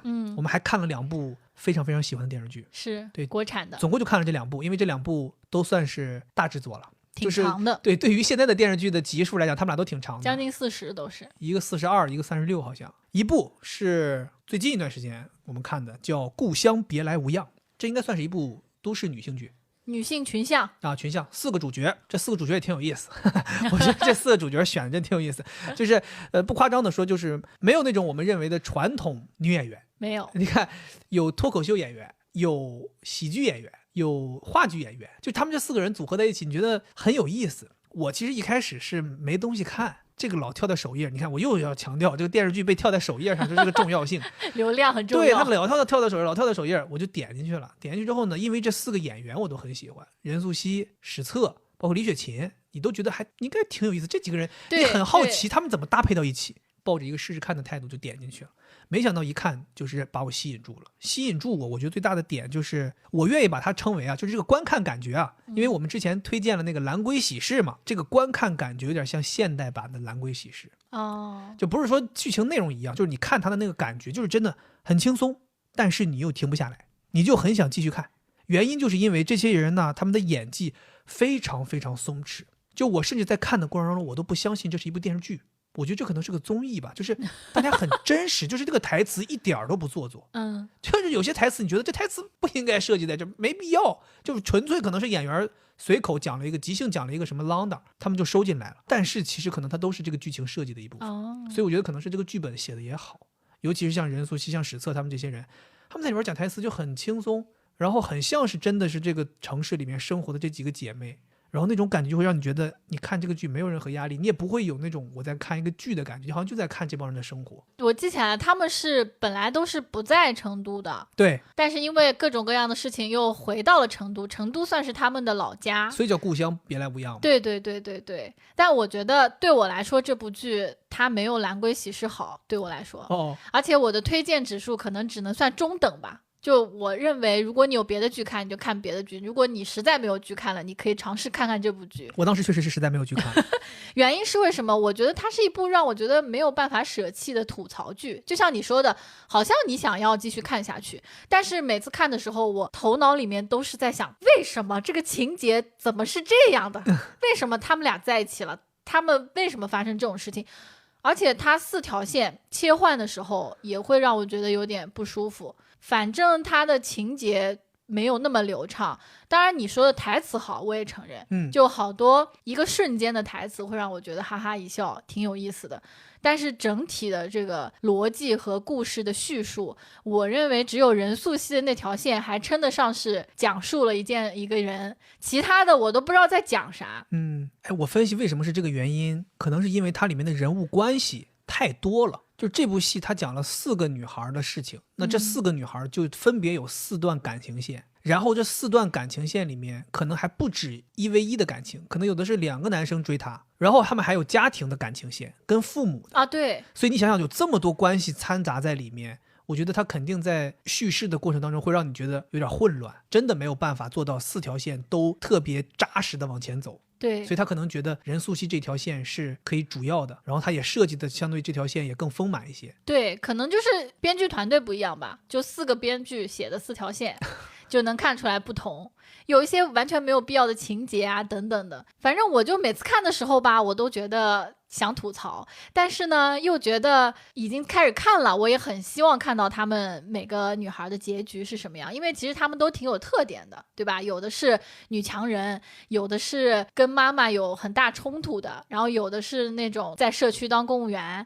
有的是就是老公出轨然后死了自己当单亲妈妈的，挺有意思的。我会觉得就是下饭剧、背景剧，就是你在家里面没事儿干，然后把它当背景，而且你不用怕跳过什么剧情，因为本身剧情就挺跳跃的。对这部剧是我很久以来没有过的，就是我出去干别的事儿我也不会暂停的一部剧不太影响，真的不太影响。但我觉得它在这个时间点吸引住我们还有一个原因，对我来说是因为它的色调还挺好，就是比较温暖的那种感觉，然后天气冷了嘛，你就看一下这种比较温暖色彩的电视剧，你会觉得比较暖心。而且它的剧情，它的里面的人物关系也很暖心。对，它没有坏人嘛，都是特别特别好。而且它也没有那种以前有些都市剧里边会有那种勾心斗角，没有喜欢搞心机的也没有。对，这里边真的是别说这4个主角，就是所有人都是好人。对，挺正能量的吧。反正我觉得你可以就是当背景看看。所以他们说嘛，就是这个剧有点像是一个成都的宣传片对，还有宣传保险但真的看完这个剧真特别想去成都。幸亏我们今天看完了最后一集，我们这个礼拜周末就要去成都了。是的，挺好的然后接下来给大家推荐一部我觉得一定要看的剧。为什么放在这个位置？就是压轴就是压轴，就是要告诉你们必看。我觉得肯定很多人都看了，因为它是一部已经有一段时间的剧，所以这个时候如果你没看，就更要吃我们这个安利了，就必须要看，前面那些可以放一放，这部先去看。它就是《问心》，年度最佳职业剧，是这个定位，讲的是医生的，真的拍的太好了，我真的好喜欢。等不了，我那个时候每天看这个剧，就是说什么都不想干，什么都不想干，就是说堪比塞尔达了已经，太好看了。是不是马拉松它也有原因？给他也背1/3锅吧。我为什么会看这个剧啊？第一呢，是因为六维姑娘在看，她给我安利了好久。但是呢，我对于她选剧的这个眼光呢，是持保留态度的。我觉得她喜欢看的剧，一般我都不喜欢看，所以就不以为意。原来你们俩关系其实是这样的。我一直以为你们是相亲相爱一家人，现在看来其实也有点塑料。看剧的品味完全不影响我们的感情。好的。同时呢，10月份的时候不是回了一次家嘛，我爸妈也在看，我就被迫跟他们一起看了。他们已经看到了最后了，也就是说我很奇怪的大结局6集看完了。看的时候我就被吸引住了，因为之前我六维姑娘在看，她看的剧我连搜都不会去搜，所以我不知道是谁演的。但我爸妈在看，我看了，哇，演员都很不错，有赵又廷、金世佳和毛晓彤，还有一些其他人啊，但这3个是主角。金世佳我特别喜欢他，我很喜欢他那种柴犬的那种感觉，就狗系男友，就感觉他是那种爱打篮球阳光的那种男生。再加上他里面那个角色也是这种有点意气风发的这种学霸天才医生。对，我就一下就被吸引了，回来我就拉着你看。哎呀，当时他回来之后跟我说你问心呐，咱们可得看呐。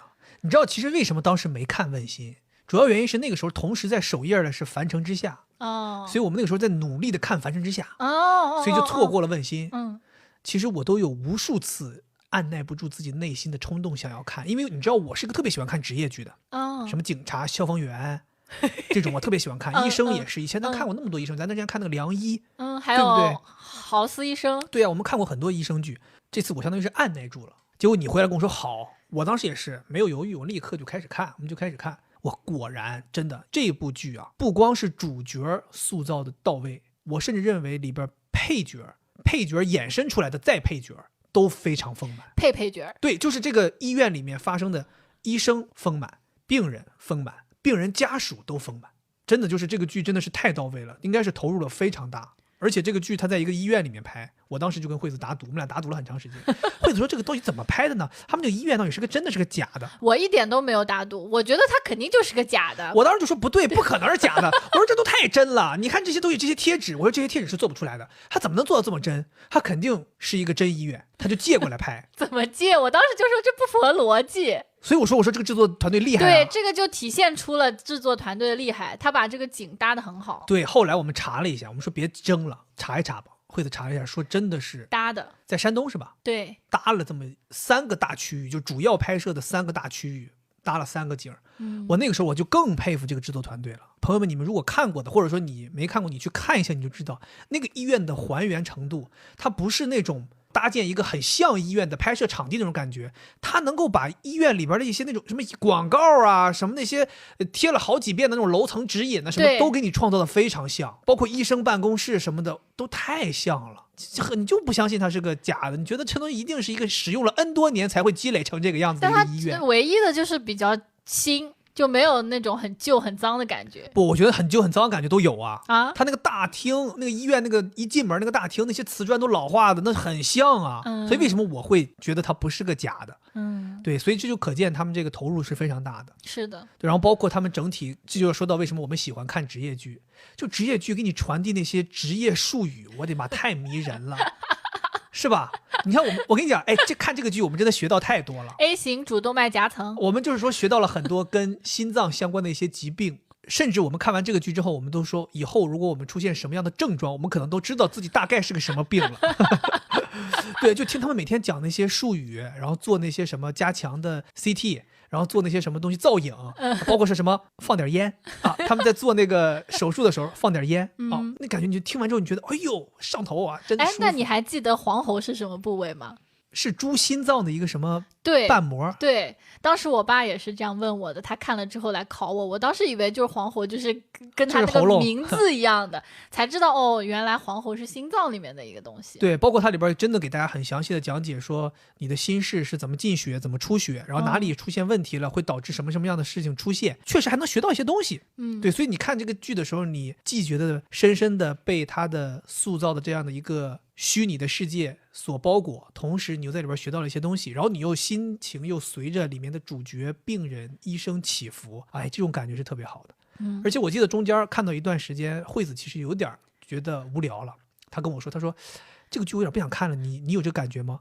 我说我没有啊。他说我就觉得啊，接下来再发展下去应该就是一模一样，前面那些事儿不断的在发生，就又来一个病人嘛，然后又治了嘛，然后又来一个重病人嘛，然后又治了嘛。他说可能就是这样呗，可能没什么意思。我说你别着急，我说我感觉不会。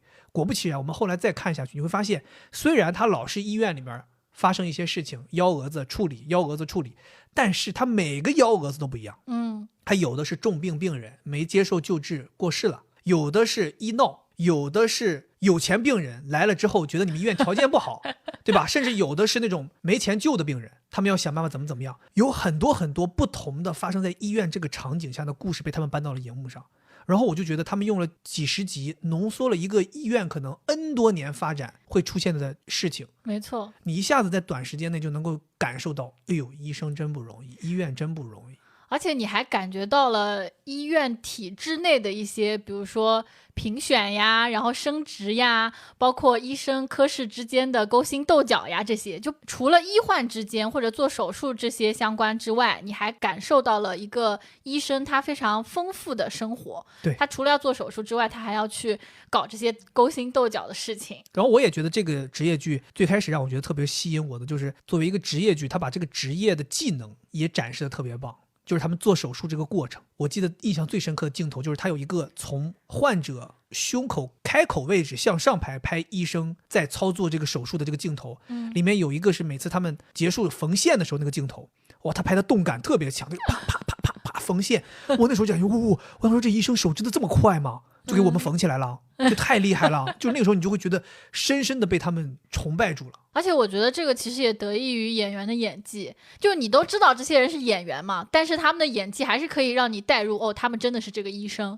他们这3个角色我觉得写的也很好，就是每个人个性都非常鲜明，同时这3个演员演绎的也很好。所以我自己看完这个剧之后，我自己内心有一个评价，就是我觉得它有点像是我们本土化后的机智的医生生活。对，就他既描述了医生与医生之间的感情，也描述了医患之间的感情，也给你带来了医生这个职业可以给你带来的一切东西。而且它非常适合我们中国人看，因为它里面的医患的问题啊，包括患者会遇到的这种情况，也都是很符合我们生活的。对，影视剧我们讲完了，我们再跟大家来说说我们上个月有吃过什么比较好吃的东西，分享给大家吧。我觉得其实上个月还吃了挺让人惊艳的东西，因为上个月有你的生日。对，我们一方面吃了很新鲜的蛋糕，另一方面我们还给你的生日订了一个第一次尝试的餐厅。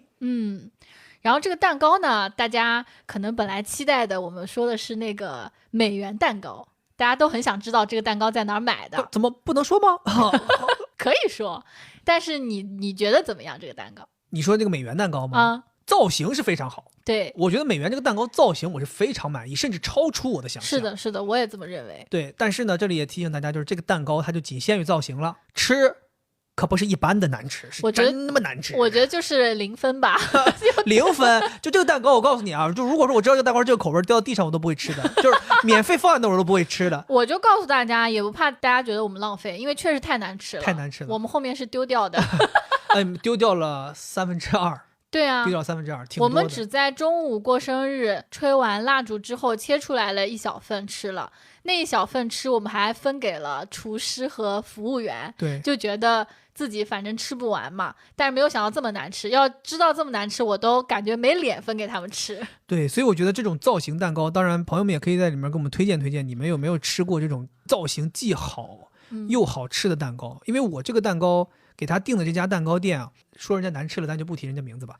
造型是它的主打特色，它外面是非常非常厚、非常非常硬的翻糖，里面的内芯儿它就只有3种选择：巧克力、抹茶和红丝绒。但这个我吃起来它的口感啊，又粉又没有味道，干嚼，对，干嚼海绵的感觉，在里头嚼一些沙子这种感觉，所以体验真的非常不好。但是还是要有一说一，就是这个蛋糕，如果你想要营造氛围，想要给你过生日的朋友一些惊喜，想让大家开心拍照片发社交媒体，那这个是太到位了。就是他那个钱啊，拿下来一块放在那儿，你就感觉像是一坨钱，真的，我说怎么这么真呢？真的太真了。然后它能够模拟出来这个钞票卷曲飘动，甚至那种厚的感觉挂的感觉都有。我跟你讲，你们要是说真的想要了解这个蛋糕店，你去网上搜一搜，应该能自己搜得到，可以添加他们那个店铺的微信，就能够看到他们最近研发的一些新款，真的造型很惊艳，很惊艳。其实原本啊，我是没有想给惠子买这个钞票的，我本来想给你买一个爱马仕，这个我想过是吧？是我当时在他那朋友圈里看到我，哎呦，有爱马仕，买这个一个 Birkin， 粉色的 Birkin 带个大珍珠链啊，炫呐！我想说买这个，我就问人家，我说你好，想问一下这个蛋糕多少钱？后来价格直接把我劝退了，就这个价格把我劝退了，就说明它绝对不是一般的贵。怎么你这么豪爽吗？我是觉得花个1800块钱给你订一个蛋糕不贵。我本来订这个美元蛋糕，它后来是可以打折，它没打折之前是880，正经880买个生日蛋糕是不是挺奢侈的了？是的。那个爱马仕 Birkin 2880，我靠，幸亏没订。我想说我去买一个高 A 都买出来了，别说买这蛋糕了，对不对？对吧？我去买一个高仿的可能都买出来了。但我跟你讲，就对比在我前一天海底捞吃的那个蛋糕。你海底捞那天，对，你那个是叫蛋糕中的爱马仕，但是那个蛋糕中的爱马仕价格一点都不爱马仕。我买的那一个，我们7个人吃都没吃完，128。我跟你讲，什么什么中的爱马仕，并不是指它贵，是指它好，指它好。对，这个蛋糕真的好吃，但它没什么造型，长得就非常普通。它的名字叫做杜哈夫，杜是杜十娘的杜，哈是哈哈大笑的哈，夫是丈夫的夫，杜哈夫。你看，我们其实这个推荐环节还是比较良心的，就是好吃的我们才推荐出来。对，或者说需要避坑的才推荐出来。但是刚才我说的那个造型蛋糕，它既不是需要你避坑，但它又没有那么好吃，所以自己衡量，看你的需求。大家自己衡量，要不我就把名字说出来吧，把名字说出来，让大家还是自己去衡量吧。它叫伯尼亚蛋糕店，是个英文 PEARIA， 在上海有好几家店，大家可以去搜一搜，联系，然后加他们微信，看看他们的作品。我觉得真的就是说，如果买个样子的话，是非常非常到位的。对，但你们千万不要加他们微信，然后说有一个主播说你们蛋糕难吃。这个我不怕，你们自己吃了也会觉得难吃，我又没说假话。好，话说回来，推荐我们觉得好吃的那款杜哈夫，对，是我推荐给惠子的。对，真好吃。我说你跟朋友去，你就吃这个好吃的，因为你们不要场面，不需要好看。我说我给你弄个好看的，你去弄个好吃的。我说这样你这过生日吃俩蛋糕，对，就很开心，都弄上了。我一开始在搜这个造型蛋糕、蛋糕设计什么创意蛋糕，搜着搜着就搜出一个蛋糕中的爱马仕。我当时以为就是说它是用蛋糕做爱马仕，我就点进去了，后来发现人家就是一个普通蛋糕，只不过是好吃。我就跟你说，我说你买这个杜哈夫，他们家也有造型蛋糕，但是我当时就为了省钱嘛，我想朋友之间吃就也没必要搞这些，实惠为主呗。对，所以我就买了一个，它叫香草海盐蛋糕。是他家的头牌，好吃头牌。那是真的好吃，就不愧是蛋糕中的爱马仕。你知道好吃到什么程度？就是我吹完蜡烛开始切完之后我就开始分嘛，我还没有分到我自己呢，那边那些人已经说哇这个也太好吃了吧，这是什么蛋糕？就我从来没遇到过这种情况。对，因为现在的女孩子好多都减肥都不太会夸奖说甜食怎么好吃的，我很少见到。但这个真的是我还没切完呢，第一个已经快吃完了，说哇也太好吃了吧，然后就巴巴看着你好像现在能不能剩。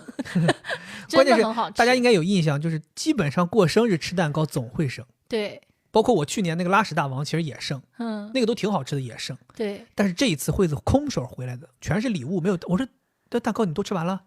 他说最后确实剩一小点，我们吃不下了，但是大家还是给吃了。我说你就不能留给我一口吗？我也尝一尝这爱马仕什么味道吗？我专门再给你点一个，才128。哎呦，现在这么大气吗？现在不是真的很好吃，它是有点，它叫做半流体的，就是它的那个奶油就没有那么固态，就会流动性强一点，又不甜又不腻。但是你吃了又觉得包在舌头上面那个香的感觉会冲到你的鼻子里面。听起来感觉不光是过生日可以吃，日常也可以当个甜品买回去大家聚会吃。对，它的里面的那个面包胚子很柔软的那种，就跟那个造型蛋糕形成了鲜明的对比，所以就它真的很好吃，就整体都非常完美。 OK， 我觉得我们这个推荐也是给大家一些帮助，就是你想买造型蛋糕的你可以去选那个博尼亚，然后你要想买好吃的话你可以选那个杜哈夫。对。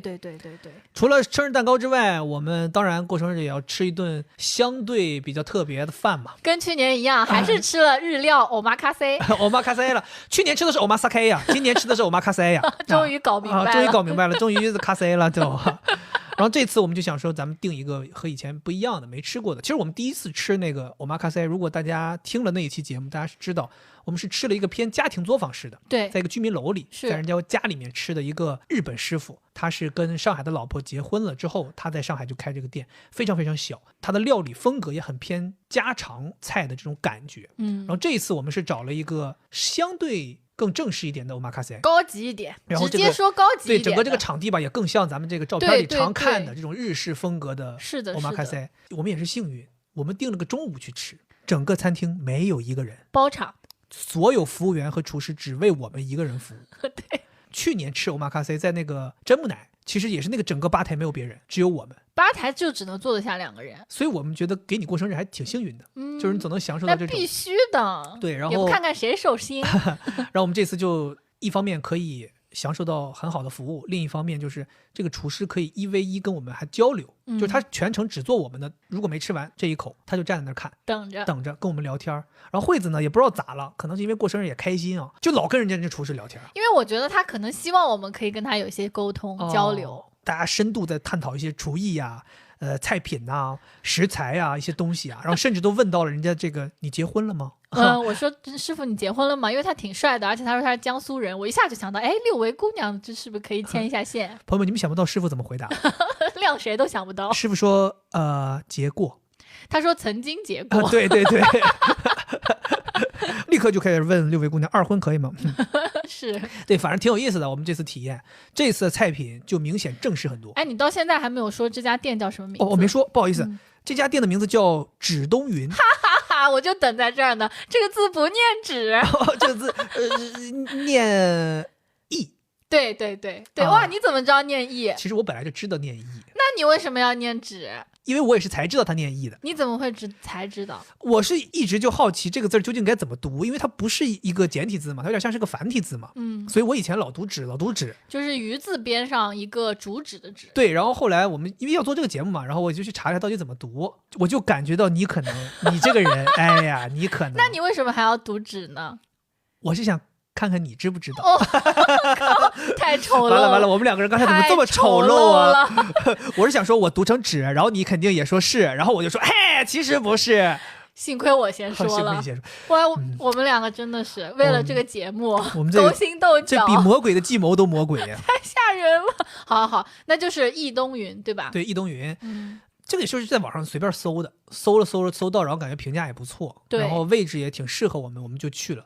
整体体验下来，我觉得没有让我们失望，好，甚至挺惊艳的，非常喜欢。对，尤其是我觉得最惊艳的部分应该是他这个厨师，他边跟你聊天，然后给你讲了很多东西，然后他也没有打扰到你吃饭，然后整体非常体面，然后就那个感觉会给整个用餐的环境加分。是的，我觉得是这样的，我们两个人是不怎么去吃这种还挺昂贵的餐厅的，所以也存在我们。你说起来好像是我们不屑于吃，我们是吃不起啊。对，存在一些可能我们没见过世面哈。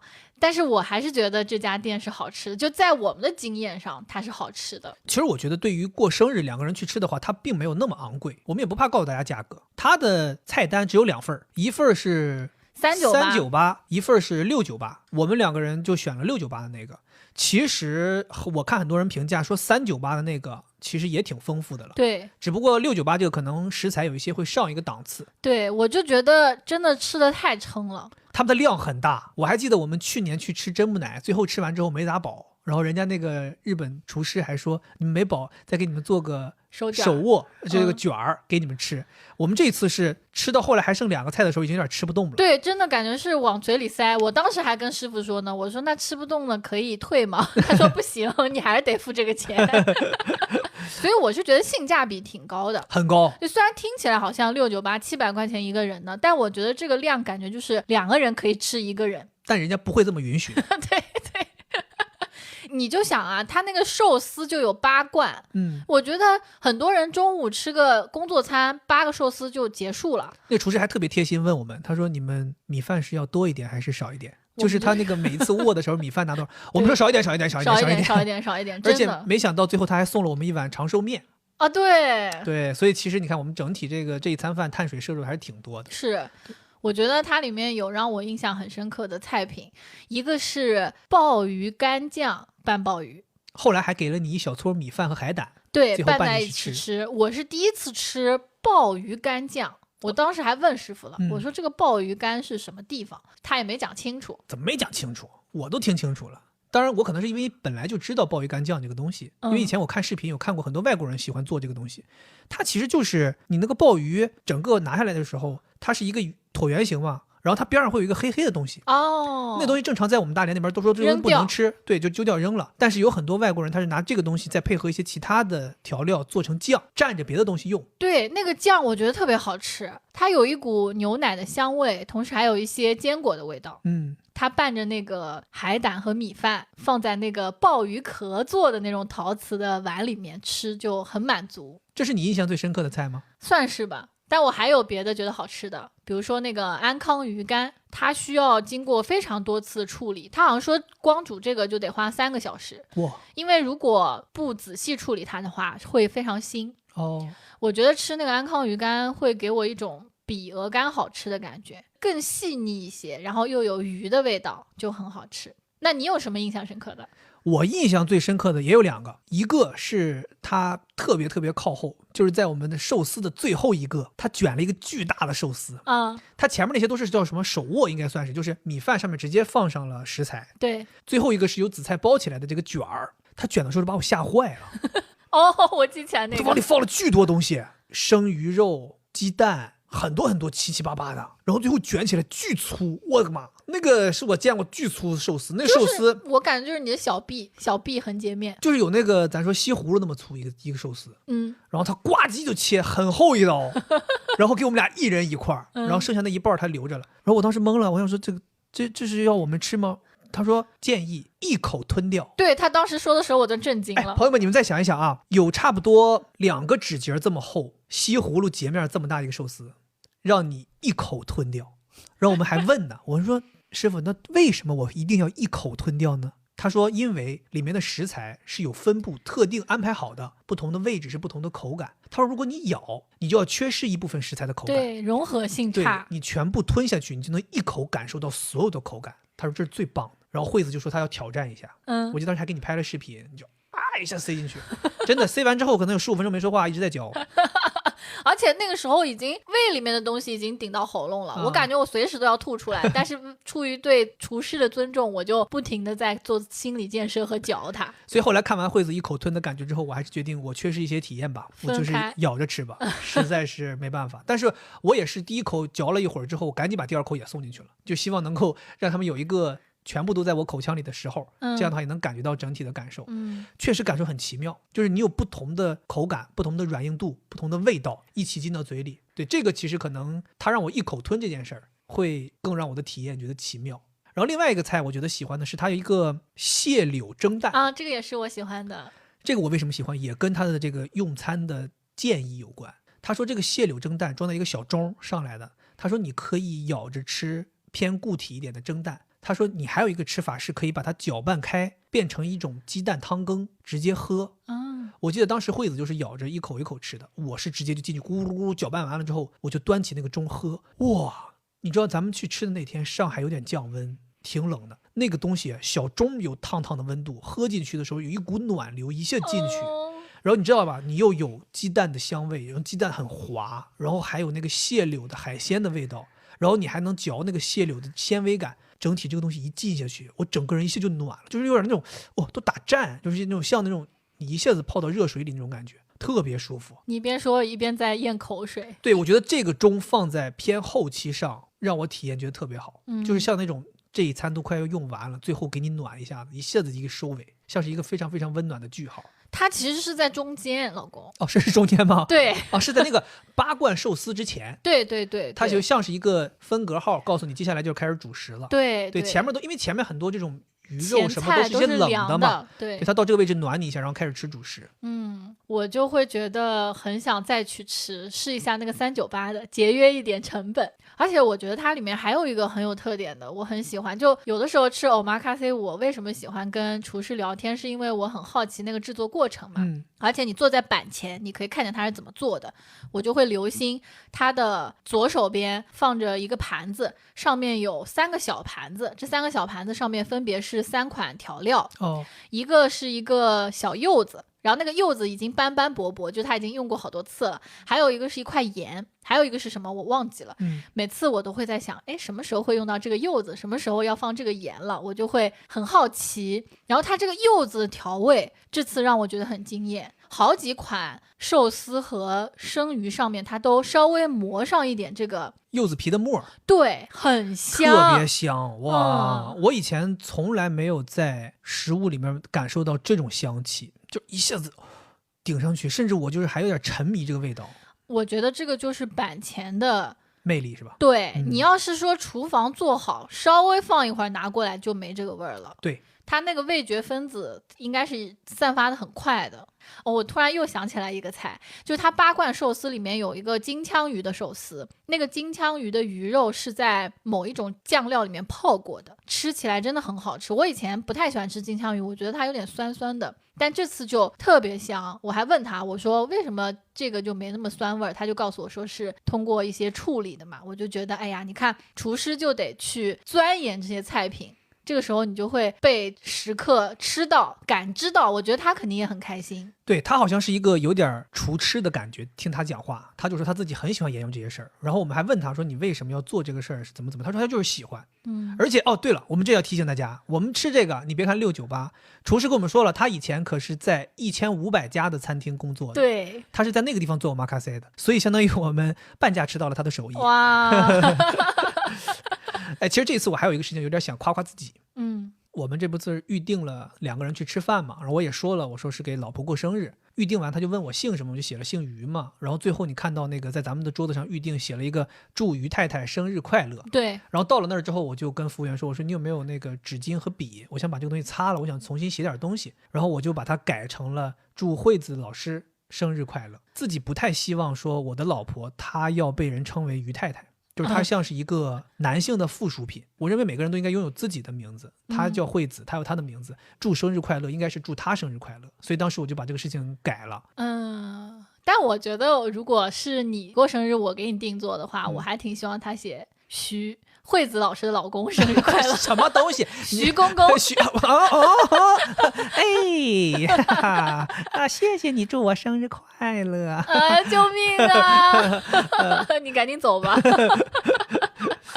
好，下一个餐厅。对，除了这几个之外，我们这个月还吃了一家应该在上海很多朋友很熟悉的一家餐厅，叫 Fine。就是英文那个 Are you okay? I'm fine, thank you 对，那个 Fine Fine 的一个餐厅。这个餐厅我觉得有点难定义。你说它是吃 brunch 的也行，你说它是吃一些创意改良的西餐的也行，简餐餐厅也行。对，吃过的朋友可能能知道我在说的是什么意思。它算是上海一个网红餐厅。可以这么说吧。对，就是年轻人喜欢去的地方。以前的那个店的位置在乌鲁木齐路上，其实这个店在上海都很多年，很火，但是我从来没吃过。我也没吃过。每走过乌鲁木齐店，你就会觉得人太多排队。然后它的店面也不大，你觉得说要排很久，所以也一直没有机会。后来因为我们身边有一些朋友其实是跟他的老板是有交集的，我们也是通过朋友口口相传知道说Fine 因为乌鲁木齐店在疫情过后，他们那个房东涨房租涨得特别猛，说就是那种毫无人性的涨房租，导致他们就不想再用那个店了，所以他们就宣布撤店不干了。其实那一刻我心里是挺难受的，我想说哎呦，这么厉害的一个上海的店，这么有名的一个店，咱没吃过，人就关了。后来有一天偶然间咱们在同仁路上溜达，发现哎那个地方搬过来了，框起来一个那种马上要开始建造的这样的一个外壳，写的是 Fine。我说哦呀，太好了，他们换到这儿开店了，那以后咱们这儿经常来呀，方便，我们就可以吃。后来建好了之后也是每天排队特别厉害。我是有一天自己跑完步，你还在做咨询，我跑完步没事儿，我就说中午吃口饭，我一个人过去就不用排队，可以直接拼桌拼的一个靠窗的吧台位，直接就吃上了。所以我就第一次体验了 Fine。你点的是啥？当时我点了一个意大利面，但是香肠做的一个什么意大利面，然后我其实没有特别多想，我就想说我就吃一份碳水就行。然后我另外点了一杯饮料，一个什么西柚气泡特饮。本来我没有特别大的期待，但是吃完之后我觉得哎呦还真好吃。当然不至于到惊艳的这种好吃，但是我觉得他把西餐或者意面这个东西改良的非常适合中国人的口味，或者非常适合亚洲人的口味。所以我在吃的过程当中，我觉得它这个调味啊什么各方面的都特别舒服。然后另外给我留下特别深刻印象就是那杯饮料真的很好喝，尤其是在我跑完步之后，可能也身体也比较缺水，然后那天也挺热的，喝了几口之后，哇，我觉得有点点亮我这个下午的感觉。对，然后加上我坐在窗边，他那个餐厅的装修特别有特色，好多人在外面拍照，然后我坐在里边吃，看着路人，我觉得哇，这个下午好美妙啊！吃的好吃的东西，喝着好喝的饮料，看着外面的阳光，然后又看着路上来来往往的人，每个人都是笑脸，那种感觉挺好的。我觉得他们家店好像真的是有这种感觉。就曾经我们没去吃之前，我觉得原因也不完全是因为排队，因为我们可是排队大户，喜欢排队吃，是因为它的这个餐的类型不吸引我。对，有点觉得好像没必要为这个类型的餐品排这么久的队。对，但是因为它搬到这边来之后，排队时间变短了。基本上1个小时就能排到，而且我们经常有的时候非饭点过去，对，所以咱随时都可以进去吃。是，所以就觉得尝试一下，毕竟这么多人排队，我相信它一定有它的道理嘛。进去之后我就会觉得一下子心情就变好，因为它那个餐厅的装修会有一种家庭感，很像日本会常见的那种小家庭餐馆。朋友们如果看过那个人生重启那个电视剧，它里面他们那几个女孩老聚会那种地方，就跟那个很像。哎，对对对对对。然后呢，它让我觉得很舒服到2次我去吃，2次我都拍现场的视频给我的朋友，说我在这个餐厅吃饭，你们快看这个餐厅的装修很温馨，在里面很开心。所以我觉得这是它最吸引我的点。第二就是它的菜确实也是好吃的，我觉得是用心研发过的。对，每次我都点它那个奶油炖菜，因为我自己本身是喜欢吃奶油味的，它的那个口味咸淡是适中的，然后那些蔬菜煮的那个生熟也是适中的，就没有煮过，也没有特别生，每次我都能把它们全都吃完。是，而且它的那个寿喜烧意面也很好吃，这是他们招牌产品。对，就像你说的，它把意面变得非常适合我们去吃。对，它相当于是用寿喜烧牛肉配合着意面做了这么一道菜，这就是很符合亚洲人胃口的一种意大利面嘛。是的，是的，所以我会觉得挺推荐大家去尝试的。而且现在不是快圣诞节了嘛，他们整个店装扮上了圣诞的那种氛围，然后它的整个橱窗专门设计了一个像圣诞雪球一样的东西，有好多人在那拍照，我觉得挺好玩的，就大家真的可以去试一下。他们的店我觉得有一个特点让我觉得挺好的，就是他们的菜量并不是特别大。虽然有的人可能会觉得这是一个性价比低的表现，但我觉得它的价格没有特别贵，然后它菜量不是特别大，反而可以让你在一次体验当中能够尝试更多的菜。比如我们2个人去，可能一次可以点4个菜。对，这样的话你其实可能去个几次，你就能把它菜单上的菜都吃一遍。然后以后你再去，你就很有的放矢了，你就知道说我究竟喜欢吃哪个我就点哪个。对，这就是一种挺好的感受的。对，而且 Fine 的店在杭州也有，然后在北京也有。这2个地方的朋友也可以去探探店。对，也可以给我们分享分享，在不同的城市是不是有一些不同的菜品。对，这样的话也让我们对于去那个城市再去尝尝饭可能有一些期待。是的。另外我还想推荐一家吃面的地方，是我真的是属于我自己的私藏菜单。我跟你讲，我这个没有对外说过。但是我21年的时候去吃，有发过一条微博，一般都是跟我真的是特别好的朋友我才推荐这种面馆，是一家吃上海本帮浇头面的面馆，叫做沪西老弄堂。沪就是上海这个沪，东南西北的西，老弄堂大家就很容易理解了，是一家在上海很有名的店。它的本店好像是真的就是在定西路上的一个老弄堂里，这是它的原始1号店。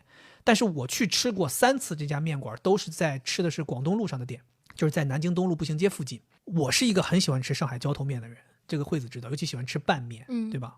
我记得我们俩去吃第一次的时候，咱们都点的是这个叫蛤蜊猪肝面。其实我本身是一个不太喜欢吃内脏的人，你也知道，我知道，尤其是吃猪肝这个东西，我就特别在意这个猪肝是不是切得够薄，内脏切得越薄，我越有可能吃它，否则口感你觉得奇怪。对，他们家的这个猪肝切得倍儿薄，然后做的味道刚刚好，薄如蝉翼，也没有薄如蝉翼，就是那个薄厚，真的就是我最喜欢的厚薄。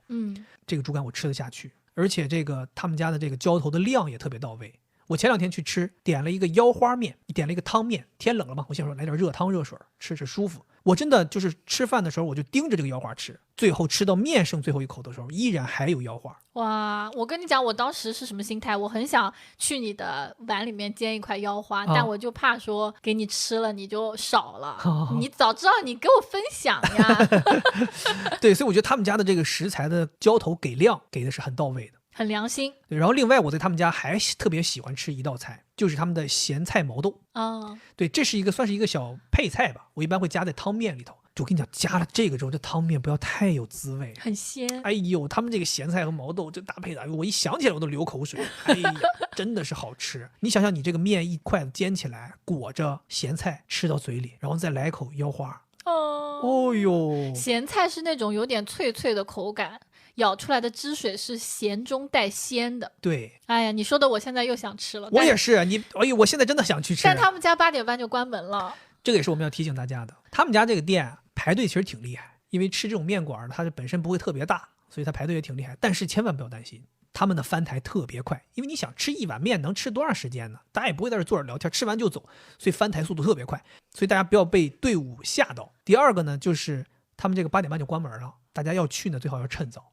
因为我们有几次去都是7点左右，已经菜单上有很多菜都没有了，比较可惜的。是对，然后另外我还想再说一下，就是他们这个店很有人情味儿。我第一次去吃是21年，那个时候还有疫情，他们这个店员在这个吧台给你点餐非常贴心，他会给你介绍我们店是做什么的，哪些你第一次来应该点的，哪些是我们推荐的，甚至他会跟你说，你这个女孩子，你们2个女孩子来吃，点多了，然后他还会提醒你千万记得洗手，洗完手再去吃饭。很贴心。然后他也会宣传自己说，哎，我们这个店是那种真正意义上的食客喜欢的，谢霆锋都来吃，欧阳娜娜都来吃。我当然知道谢霆锋是会吃，我不知道欧阳娜娜会不会吃。我不知道。对，反正他会给你一些噱头吸引你。然后另外一个让我特别感动的就是他们黑板上永远写了一个东西，就是他们这个店菜品的价格是随着他们从市场上买回来的原材料的价格起伏而变化的。对，我是听过有因为原材料涨价而涨价的店，但我没有见过有因为原材料降价而降价的店。他们的店就真的因为猪肉便宜了，做出来的比如说大排或者说什么猪肝面、腰花面就便宜。他们家真的很实惠。我这次点的就是这个蛤蜊猪肝拌面，我记得是40多块钱一碗，而且它是猪肝嘛，然后而且还有蛤蜊，它蛤蜊全都是给你包出来的蛤蜊肉，不是带壳的那种，所以我觉得价格也很划算。但我觉得它价格划算就在于它这个店是没有装修的。而且也没有什么服务体验。对，就是用餐体验并不是特别好，你基本上就得靠自己抢一个座位坐下来，然后就等着人把面给你送过来，送完你就低头闷头吃，吃完你就走。但是因为这样我又会觉得它很有烟火气。我记得我们2次都是在它这个点单队伍边上的那个大桌子上吃的，对，旁边就站着点单的人在排队，我们就在那呼呼吃。点单的人还跟我们搭讪说，哎，你这个什么面，你这个看着挺好吃。就感觉我们那是一个展示的地方，然后人跟人之间的距离也很亲近，因为还挺挤的嘛。前段时间我在网上看到一句话，他说金钱就是用来购买人跟人之间的距离的。就你可以去高档的餐厅，大家是分开吃饭，不会有人打扰到你，但我有的时候会觉得你进入到这样一个餐厅，你会有另外一种不同的感受。如果你的心态是好的，你不会有那种拥挤的感觉，你反而会有一种进入人群，然后大家熙熙攘攘都在吃饭，都在享受这口美食的那种突然共情的那种感觉。我最近这一次去吃也是，我不知道为什么我这次去吃特别开心，因为这一次我还带着毛书记去吃的。上马前一天我们2个人录完节目，他说他也要吃口饭，我说我走，带你去吃一个好吃的，因为我知道他很喜欢吃碳水，我说我带你吃面。那一天我也是特别用心的在那里头感受，就这些服务的阿姨他们真的很有意思。就你点完餐，你会有个小票，小票上会有一个号码，他们就一直端着一碗一碗出来的面，就开始喊103、102、101、90、95，你在哪儿？然后就是这样去找你。然后我就全程抬着头，笑嘻嘻的表情看着他们。然后每个阿姨看到我在那笑，都以为是你的，对，然后也跟着我笑，然后特别开心，然后还会来很认真的问说，哦，你是不是这个？哦，不是你，怎么样？然后我就觉得那个氛围吧。虽然不能说像是在家里面看着妈妈从厨房给你端了一碗面出来，但是你就感觉好像大家没有那种，就这些服务员他也没有说，哎，我累了一天了，我非常不爽，我妈的要给你这碗面哐扔到你边上，赶紧吃吧。他也给你回报以笑脸，然后他也会问你面够不够，不够可以加。然后我们每个时刻大家也都有笑脸，就大家那种氛围真的很好。对，我觉得这是一种非常奇妙的在上海吃饭的体验，大家可以去感受一下。刚才不是讲了沪西老弄堂的这个价格很实惠吗？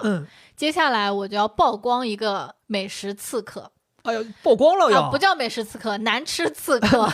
难吃刺客，它的价格让我震惊到我特意到网上去搜这个东西为什么这么贵。搜到结果了吗？没有啊，没有结果。对，它就是嘉里中心 B2 的一个叫生吐司的店。它就是卖生吐司，我也不懂什么叫生吐司，我觉得可能就是因为生吐司可能本身就贵吧。我告诉大家这个夸张到什么程度啊，就是像全家卖的那种三明治，可能稍微多一点点吧，人家料足一点儿，料稍微足一点啊。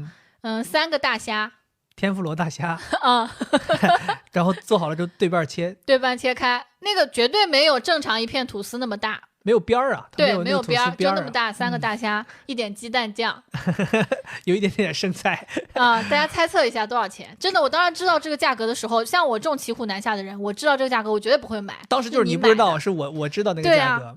朋友们，给你们3秒钟时间，大家猜一下，把这价格打在评论区1、2、3，好，我们公布答案。108，我的天哪，真的太贵了。其实我当时结账的时候我也慌了一下，但是我想说，我倒要尝尝它到底108有多牛逼，因为我之前买过他们家的生吐司，买了一整块。我当时那天买完之后，正好还晚上跟大家直播，我还直播的时候吃这个生吐司，人都说，哎呦，看你吃真好吃。我跟大家说，我说一点都不好吃。我说这一块生吐司88，我都觉得被刺了。当时我就说我被刺了。对，但是因为你跟我说，你说你特别想去吃他们家那三明治，那个三明治我就是被无良博主给宣传的，就在网上经常看到。我想吃的是那个水果的三明治，它里面是一颗草莓、一个芒果、一个提子。就排着3个。你那多少钱呀？刺不刺？那个58。那58也挺刺的，2片面包加3个水果58，也挺刺，但肯定没有108那么冲击啊。那我们至少这3个虾呢？我当时想的是，它旁边还有一个是夹牛肉的。那个168，那个算了吧。168吗？168。我以为是88，我看错了吗？天哪，那是和牛168。我的天哪，我真的觉得太震惊了。我不知道，如果有听众了解的，可能生吐司就是一个很昂贵的食材。我希望大家给我们科普一下，是不是？如果不是，那么我们就说大家远离这家店，珍爱自己的钱包。这家店连点评都没有，他不敢开点评。好像以前开过，出过事儿，有纠纷。对，所以我就觉得这家店啊，当然我觉得如果说真的是我们误会了，也可以告诉我们，就它确实是很贵，就原材料贵嘛。所以我就忏悔，是我要分享一个搞笑的事儿。当时我们2个人吃这个108的大虾三明治，我早上起来要出去工作，就是跑上马前一天，我早上起来出去工作，我就把一半吃了，另一半是留给你的。一半多少钱？54块钱。等到我后来见到惠子，他那一半还没吃完，然后他那一半吃完还剩一半，就相当于1/4，他实在吃不下了。他问我你吃不吃？我说我不吃，或者我说要不你要怕浪费我就给吃了吧。他说别，他说你别硬吃，他说我就留着，我下午再吃，我就肯定不能扔了，我必须留着吃。太浪费了。对，1/4也27呢，对吧？惠子说留着，就带到了我们上马比赛前一天住的酒店，就放到了冰箱里。对，结果直到我们退房他也没吃，那已经铁坏了。然后惠子还说最后还是浪费了。我跟你讲，我这个人很爱把这些事情分享给我爸妈。以前我要遇到这种事儿，我就会分享，问他们猜多少钱。但这次我觉得真的太愚蠢了，因为这个真的太贵了，我都不敢告诉他们。我觉得告诉他们，他们会觉得你是什么精神病吗？真的太贵了。你想想，我们如果要是去爱虾哪家点一份天妇罗饭，可以吃到那么多东西，才68。对呀，我们再去买一份吐司，把它自己夹，我们能做10个。我跟你讲，鸟泽的那个什么和牛鲜虾卷才68块钱，2个虾2片和牛，它就那个和牛1/3，168，这个108加起来要270多块。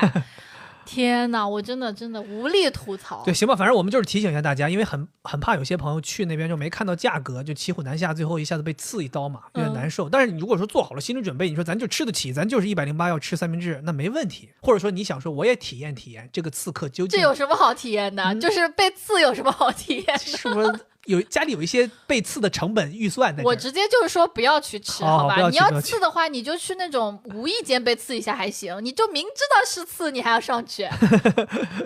行，我们这个吃的也讲完了，最后一部分我们也跟大家分享一些我们买了什么好的东西。你有什么买的好的东西？我就是 Casetify 的这个手机壳和手机挂链啊。哎呦，你这次给这个手机配备的这一套衣服也是正经不少钱呢。对，我觉得这个东西是一个什么样的东西呢？我会觉得如果你有预算的话是可以体验的，但是如果你觉得你是要够一够，觉得心里面对它很多期待的，那我就不是很建议买。所以你是有预算的呗？我想好了，当时想好了，因为正好也临近过生日嘛。而且我为什么我这笔预算是用来治疗我自己的，想治疗我这个省钱的毛病哦，所以我就非要买一个就是说远远超过这个东西本来应该有的价格的东西。那为什么花的是我的钱？你的钱也是我的钱我是这么想的。那我觉得我有点害怕了。那以后你要频繁治病的话，那我废了。我觉得首先它的手感呢就是好的，但没有让你觉得非常惊艳。我反而觉得它这个珠链我是特别特别喜欢，好看。对，珠链它200多块钱，它还一个珠链好几用，就你缠在手上，你会觉得哎是手上的一个装饰。你放在那种小包里面，你把手机放进去之后，这个珠链是露出来的，你又会觉得好像是这个小包上面的一个装饰。OK， 所以我就觉得它还挺好，而且它整个设计其实还挺有设计感的。那天在沪西老农堂，我看到一个假的，一看就是假货，哎，还是有区别的。你这么演这么毒吗？对，所以我觉得这个珠链还是挺值的。但这个手机壳500多块钱，我觉得有点贵，因为我体会了一下，当时我还觉得买一个镜子，它当时叫小狗叫你起床，就这个镜子中间是镜子，旁边是一群小狗。那我如果照这个镜子的话，就我在中间，狗看着我，我当时就觉得很开心，我觉得这个手机壳很有意义。但是你没有发现的是，手机它的作用，你永远看的是前面那个屏幕，你不会去看后面那个屏幕。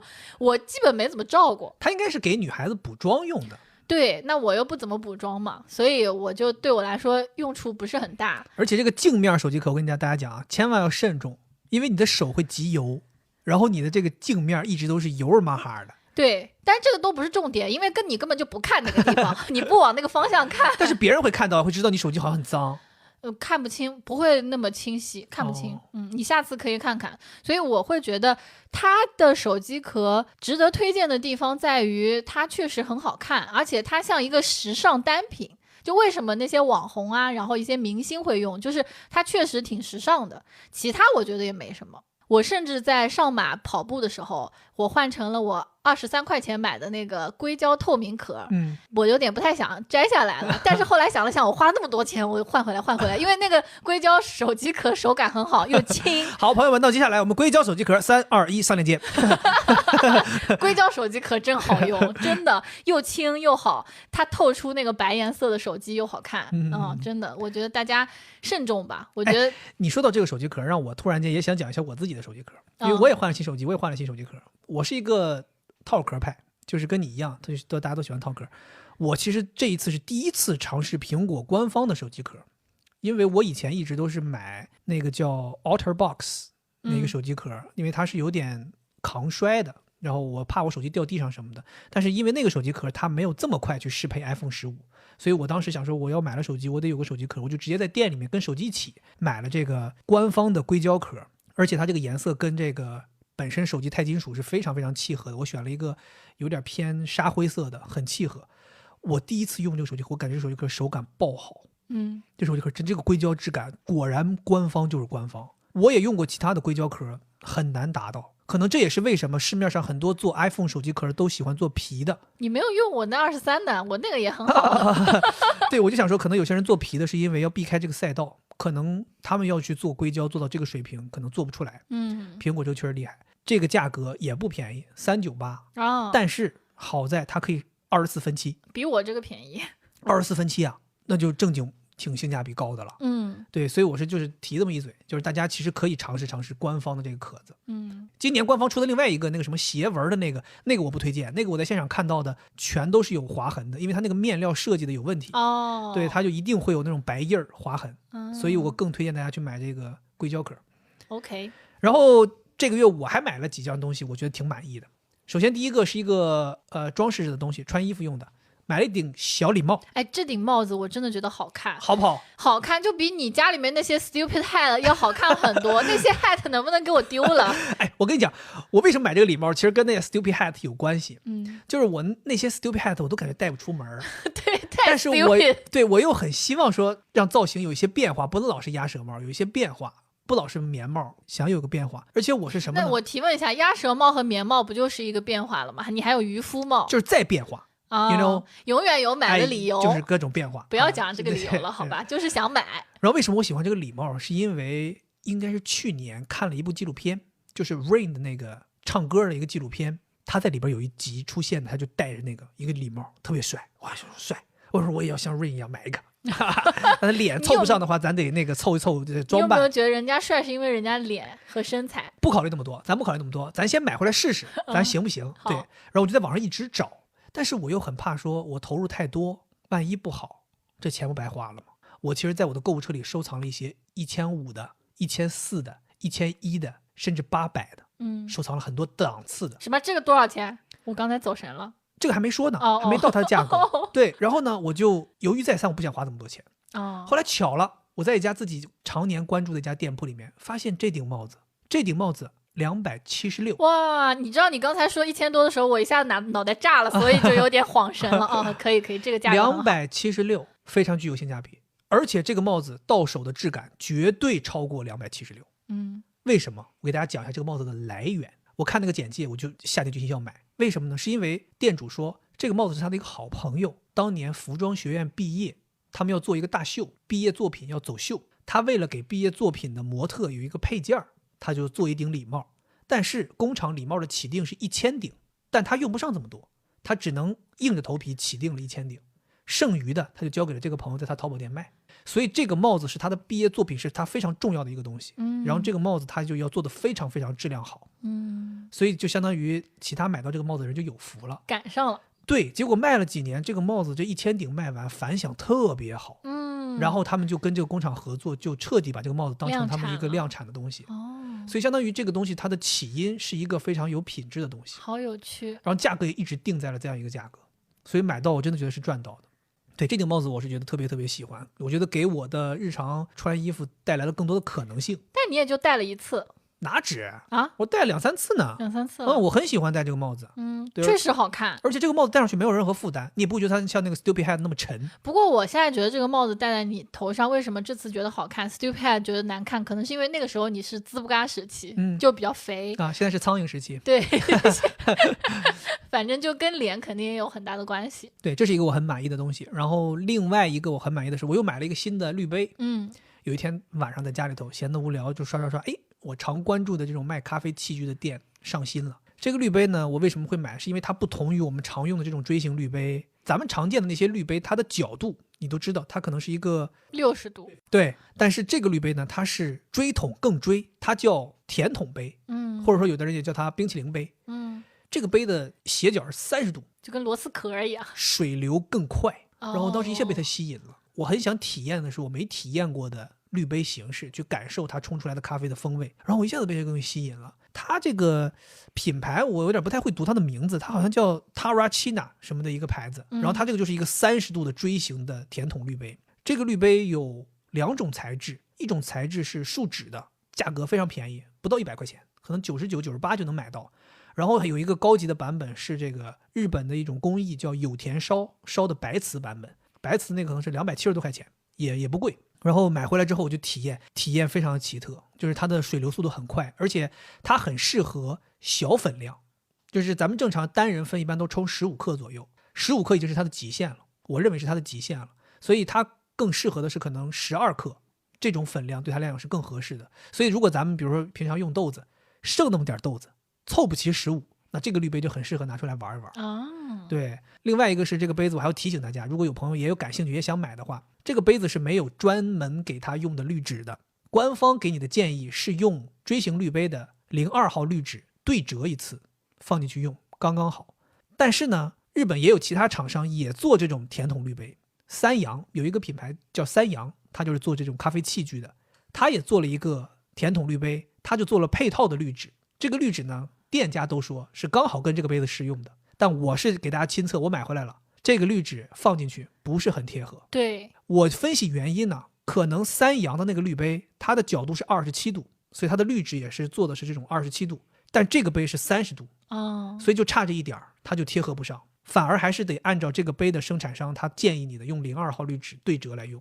对，这个是我提醒大家的，大家千万别在买的时候因为店家跟你说合适你就买了，因为三洋的这个滤纸，因为它这个27度的特殊的这个滤纸还挺贵，可能一袋要30-40块钱呢。我也是亲测，因为我用了它那个大滤纸对折的是非常贴合的，然后用那个三洋那个就差一点。对，我是觉得这个东西确实是一个新体验，大家可以体验体验。我现在买过4个滤杯，都是完全不一样的骨架形态和冲泡的这个量啊方式什么都不一样。这个滤杯它的骨架也很有特色，咱们正常见到的锥形滤杯它都是向下的这种垂直的骨架，或者说有些人是花瓣形的骨架，它的这个骨架是螺旋状的，就是像是一个弹簧一样的，所以它下水速度非常的快。所以你有合适的豆子比较适合这种快速下水的，你其实可以买一个这个滤杯玩一玩。我觉得就是你的这个对于冲咖啡的爱也在慢慢感染着我。就我虽然不是自己喜欢冲咖啡喝咖啡，但是因为你老买一些这种新的过来，我也觉得挺有意思，我也想去试试。我觉得我是那种小孩心态。你的这个甜筒滤杯，有一次你在外面，我就自己在那里偷偷的冲的过程当中，因为它比较窄，所以加水不能一下子加很多，它的容水量是很小的。对，我就加太多了，它就洒出来了。洒出来之后我就很害怕，就跟小孩做错事一样，马上拿纸去擦，然后又探头看外面，怕你走进来。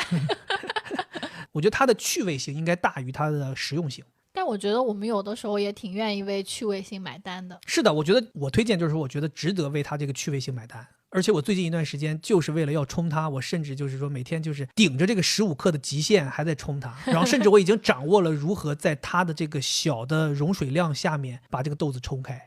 行了，我们今天推荐的所有内容，哇，今天真的太多了，太可怕了，太多了，这应该是有史以来最长的一次闲聊分享。可能主要是因为上马我们想说的东西太多了，然后加上陈奕迅演唱会，加上依然还保留了后面推荐的这些环节。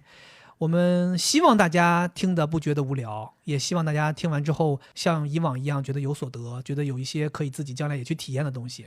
非常感谢听到现在的朋友，我觉得可能就没有像以前那么多。最后我们还是像以往一样，我们祝大家都能够热爱生活，也都能够体验到自己喜欢的事情和难忘的事情。加上这一次有这个上马的事情，我们也想祝大家都能够突破自己，像惠子一样完成第一次6公里，以后可能会完成更多的事情。真的很开心。那以上就是我们的全部内容了，咱们下期再见，拜拜，拜拜。